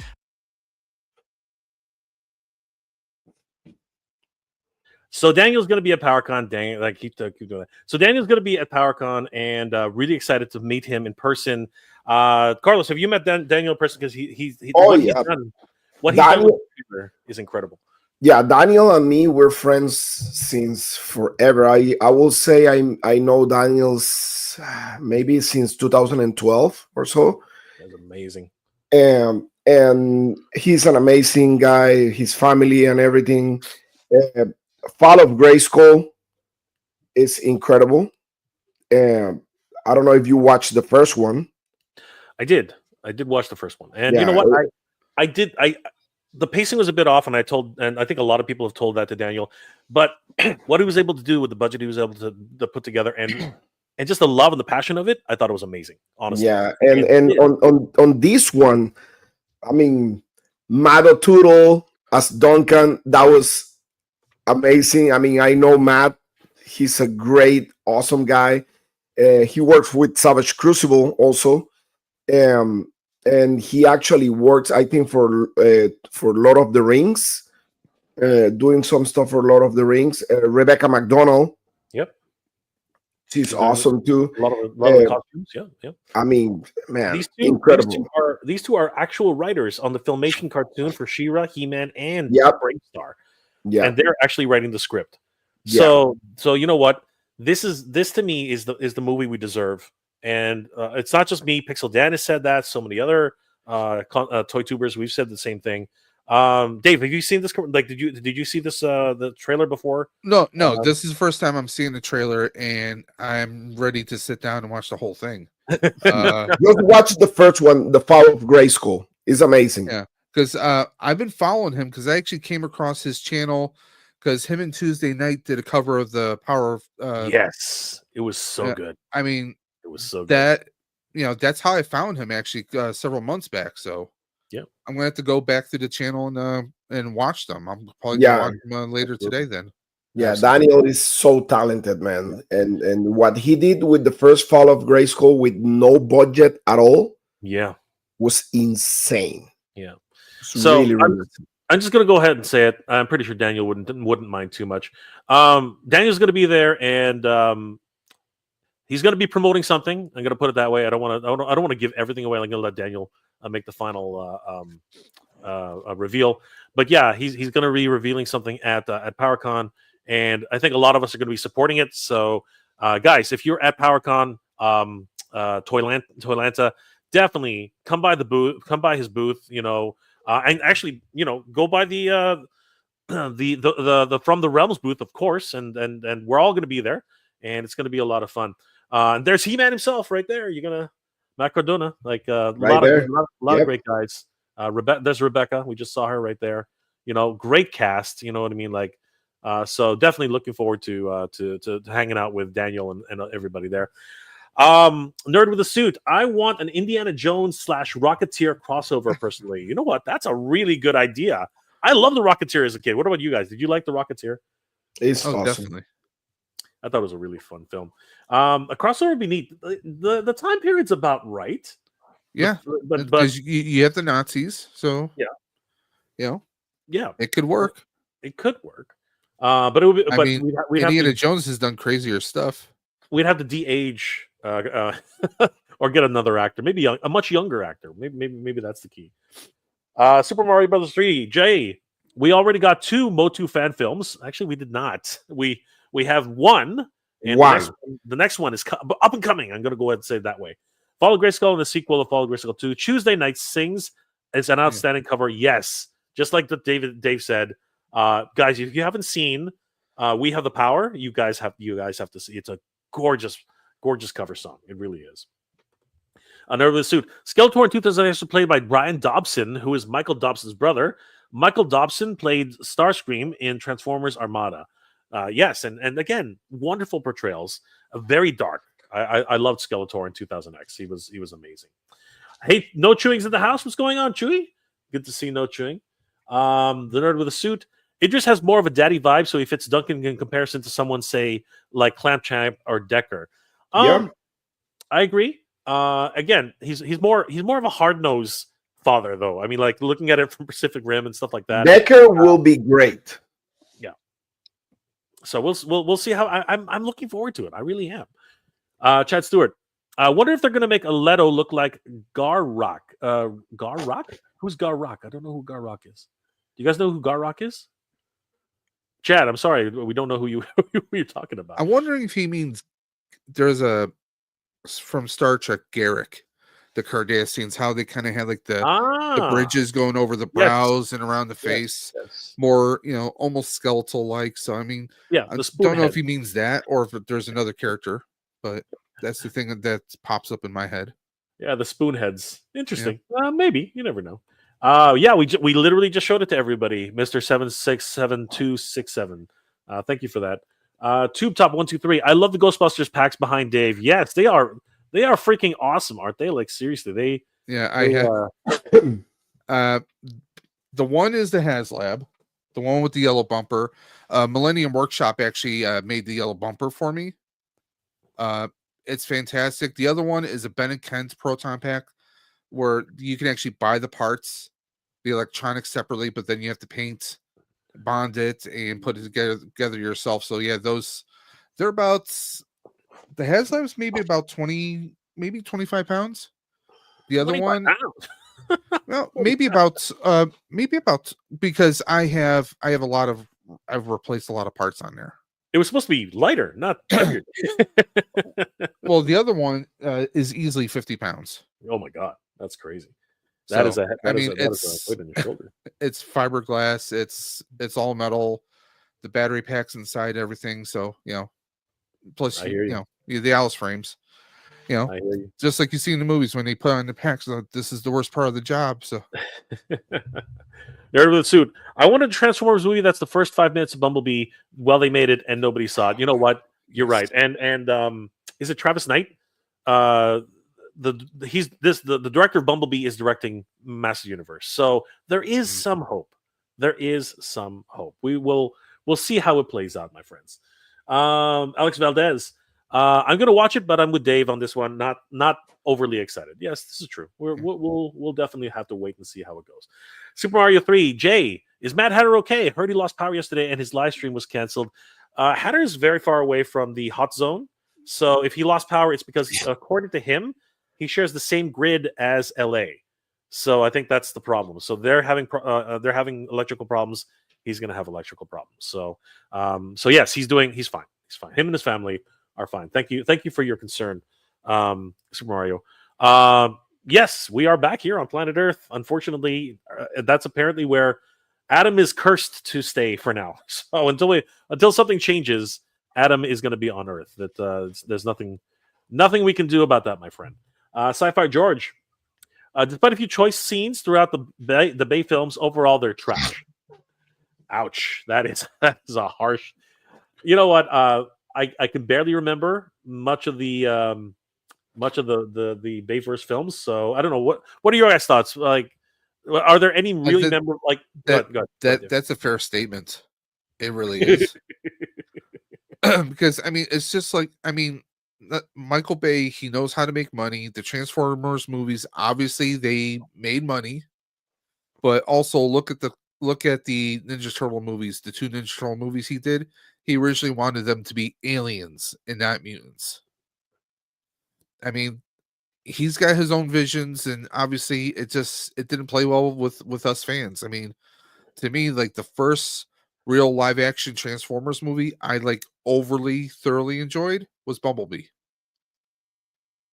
Because it felt right. Yep. Yep. And by that notion, the director is the same director, so hopefully we get the same feeling at least. That would be nice. Nerd with the Suit. Every 10 years, the stuff that was despised later may be seen as classics. Not too much for me. I hated the Bay films back then. I still hate them today. Not too many fond memories of Bay films, to be perfectly honest with you. But I have a softness for the very first Transformers movie because, again, it was the first time ever seeing them on screen, and it wasn't too bad. But I loved Bumblebee. I thought Bumblebee was amazing. Sci-Fi George, I think people were expecting more from the Bumblebee, and that's a big reason why it didn't do well. Transformers is actually one that was really good. Transformers 1 was really good, but not if you went by how it was marketed. Correct. I have the same sentiment, my friend. Allison Troy's in the house. The Retro Troy Princess. What's going on, Allison? Good to see you. No more Indiana Jones. Let's hit let the character and Harrison retire. You know what? Yes, I agree. The dude's tired. The dude needs a break. just let him retire, man.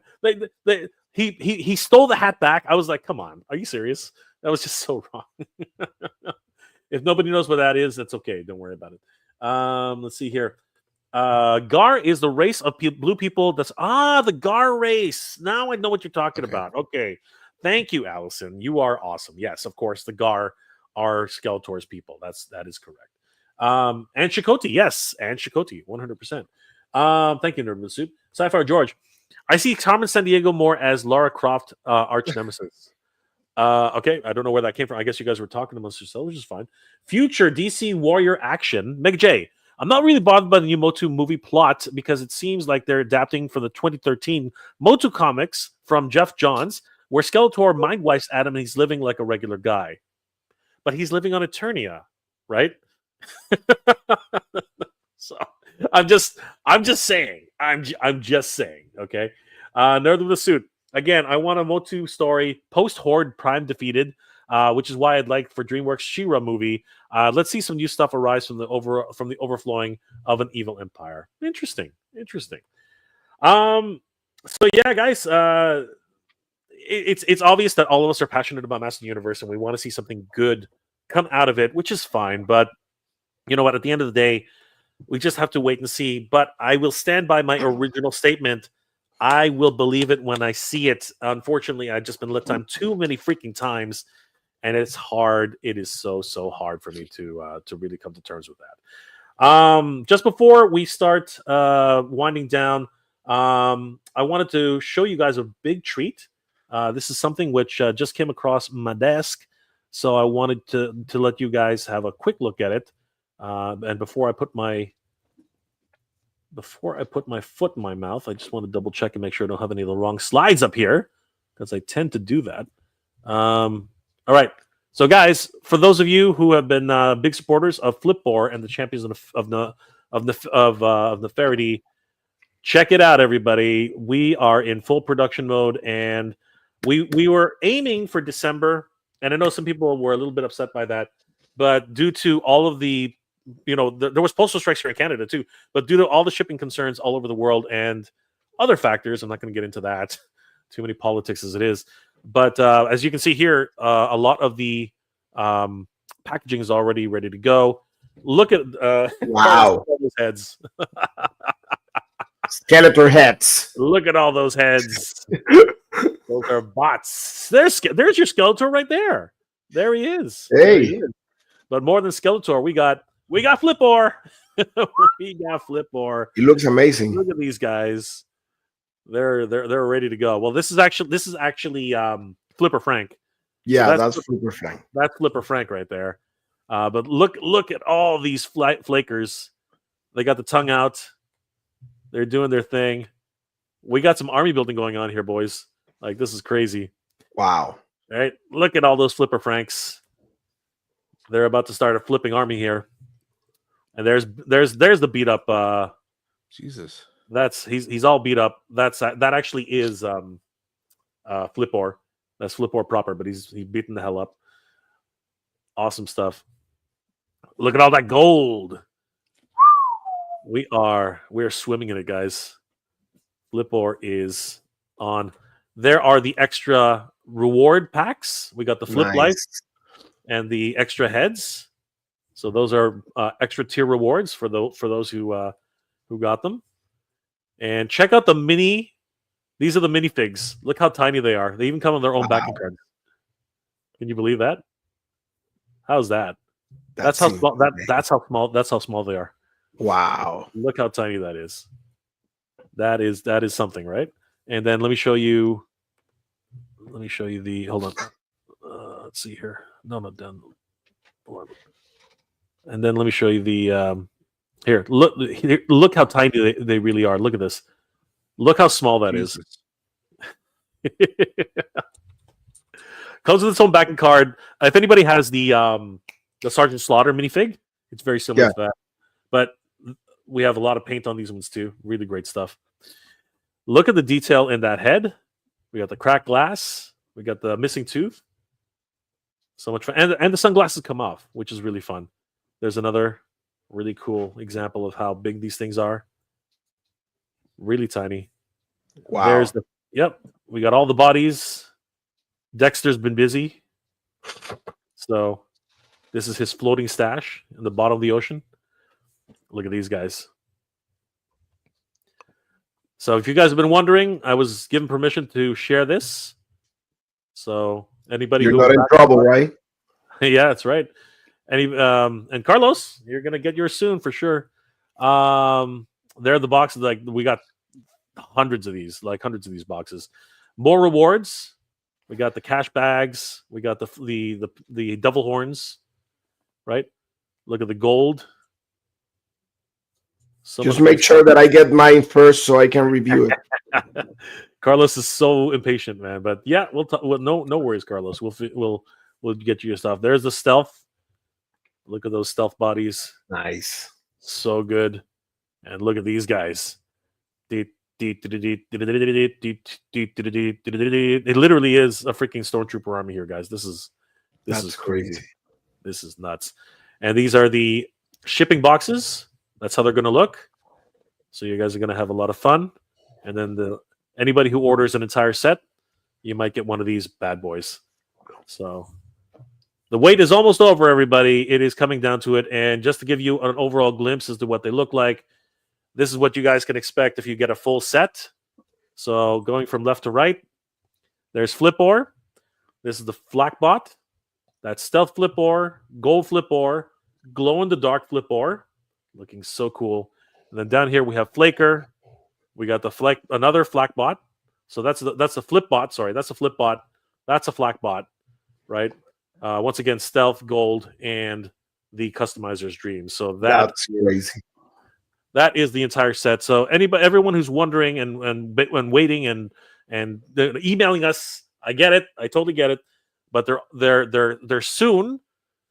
They're still got to come over to the United States, but they're on their way. Okay, guys, they're getting packed to be on a ship, and they're going to be here as soon as we can get them. And of course, there's the mini comic.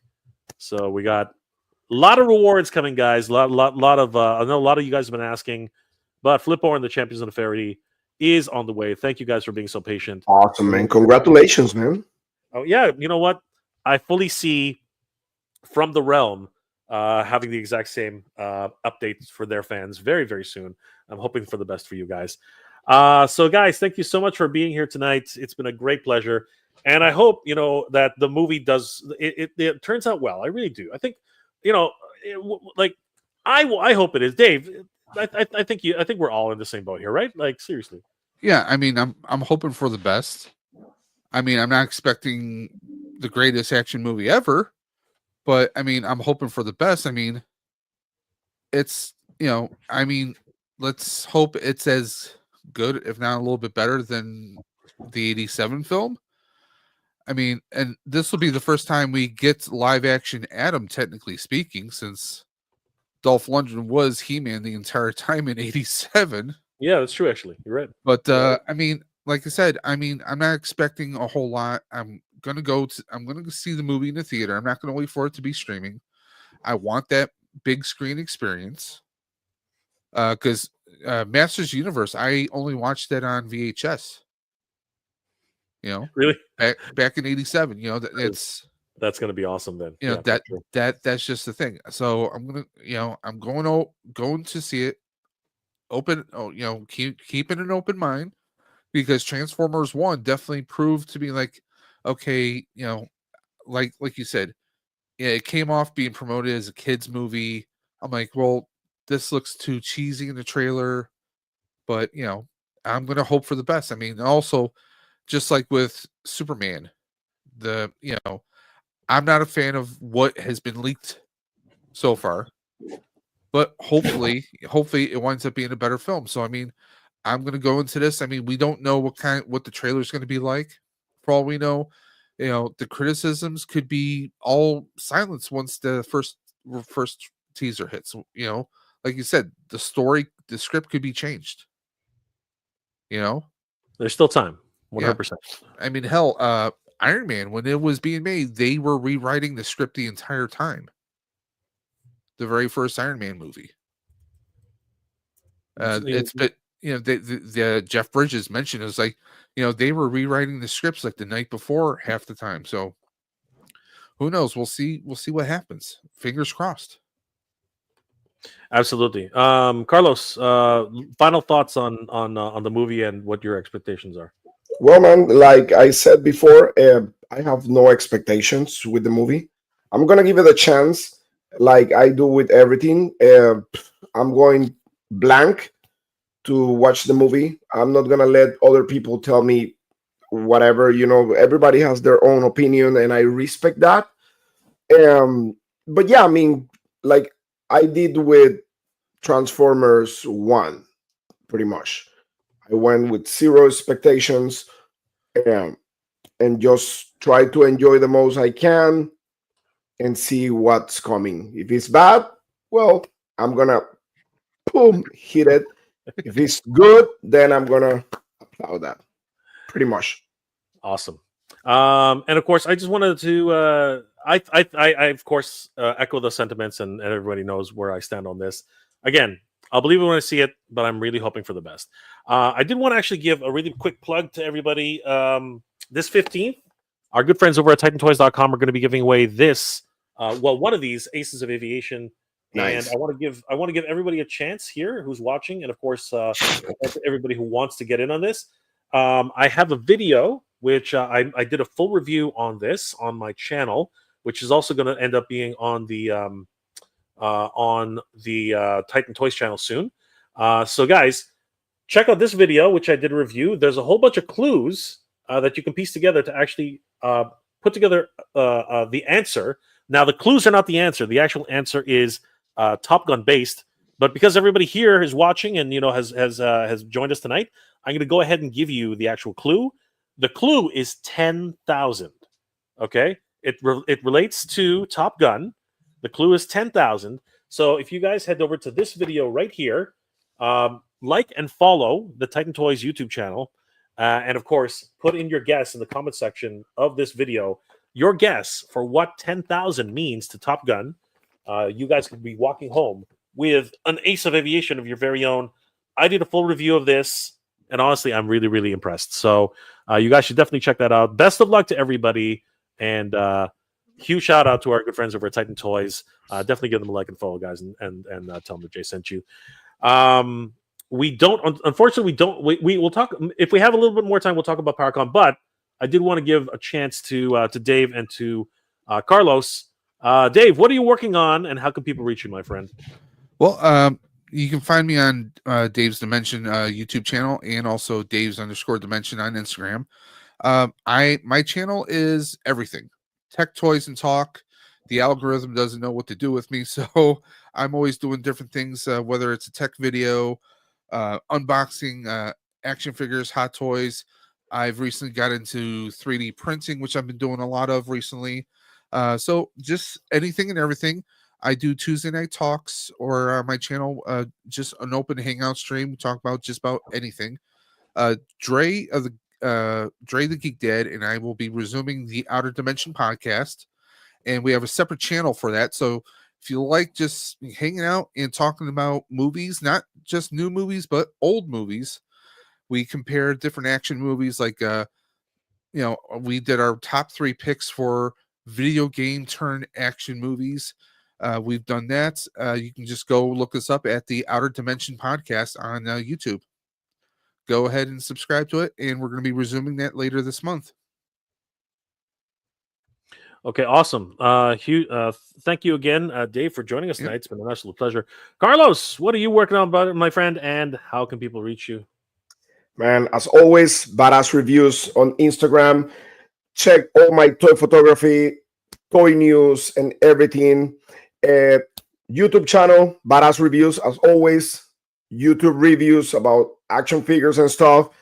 I'm just putting up right now my review on the McFarlane Toys DC Multiverse Orion. So awesome figure. I love the character. Also, go to From the Realm. Check that out. We have a Facebook page. We have the Instagram account. We're coming soon with the Kickstarter. We're like working hard for that. Like, stay tuned because good news are coming. Also, our podcast, Toy Addicts Anonymous, in my channel, The Badass Reviews, on Thursdays, 8 p.m. Eastern Time. That's it. Awesome, guys. Thank you again for being here, brothers. It really always means the world to me when you guys drop by. Guys, definitely check out and please subscribe to both these guys' channels. They're doing amazing work, and they're doing the best, in terms of reviews, tech reviews, everything under the sun. And you guys should definitely check these guys out. And of course, check out From the Realm on Instagram, because the Kickstarter is coming soon, and you guys are not going to regret it. Let's go ahead and talk last little thing. Let's go ahead and talk a little bit about this, as we really should at least cover it. PowerCon recently gave an update as to the future of PowerCon. So Val Staples, event director for PowerCon, I've addressed several of your questions on our Facebook page. I apologize that my message is too long to share here on Instagram without splitting it up onto too many posts. Please check out our Facebook page for more information. Thank you for the best time and continued support. It is my hope that the best is yet to come. But I will summarize this into saying that what Val actually said on the actual Facebook page is that due to unforeseen circumstances, their venue was not available because of the number of foot traffic that they were expecting this year. So unfortunately, those negotiations fell through. But thankfully, our good friends over at Toylanta actually talked with Val, and PowerCon will be joining Toylanta this year. So that is a huge news. And of course, myself, Carlos, many people who are going to be involved in that, including Daniel Benedict, we're all going to be there, and that's going to be a lot of fun. Carlos, we've met for the very first time at PowerCon. What are your thoughts of PowerCon? Because my thoughts, it was incredible for me being there the first time. What are your thoughts of PowerCon?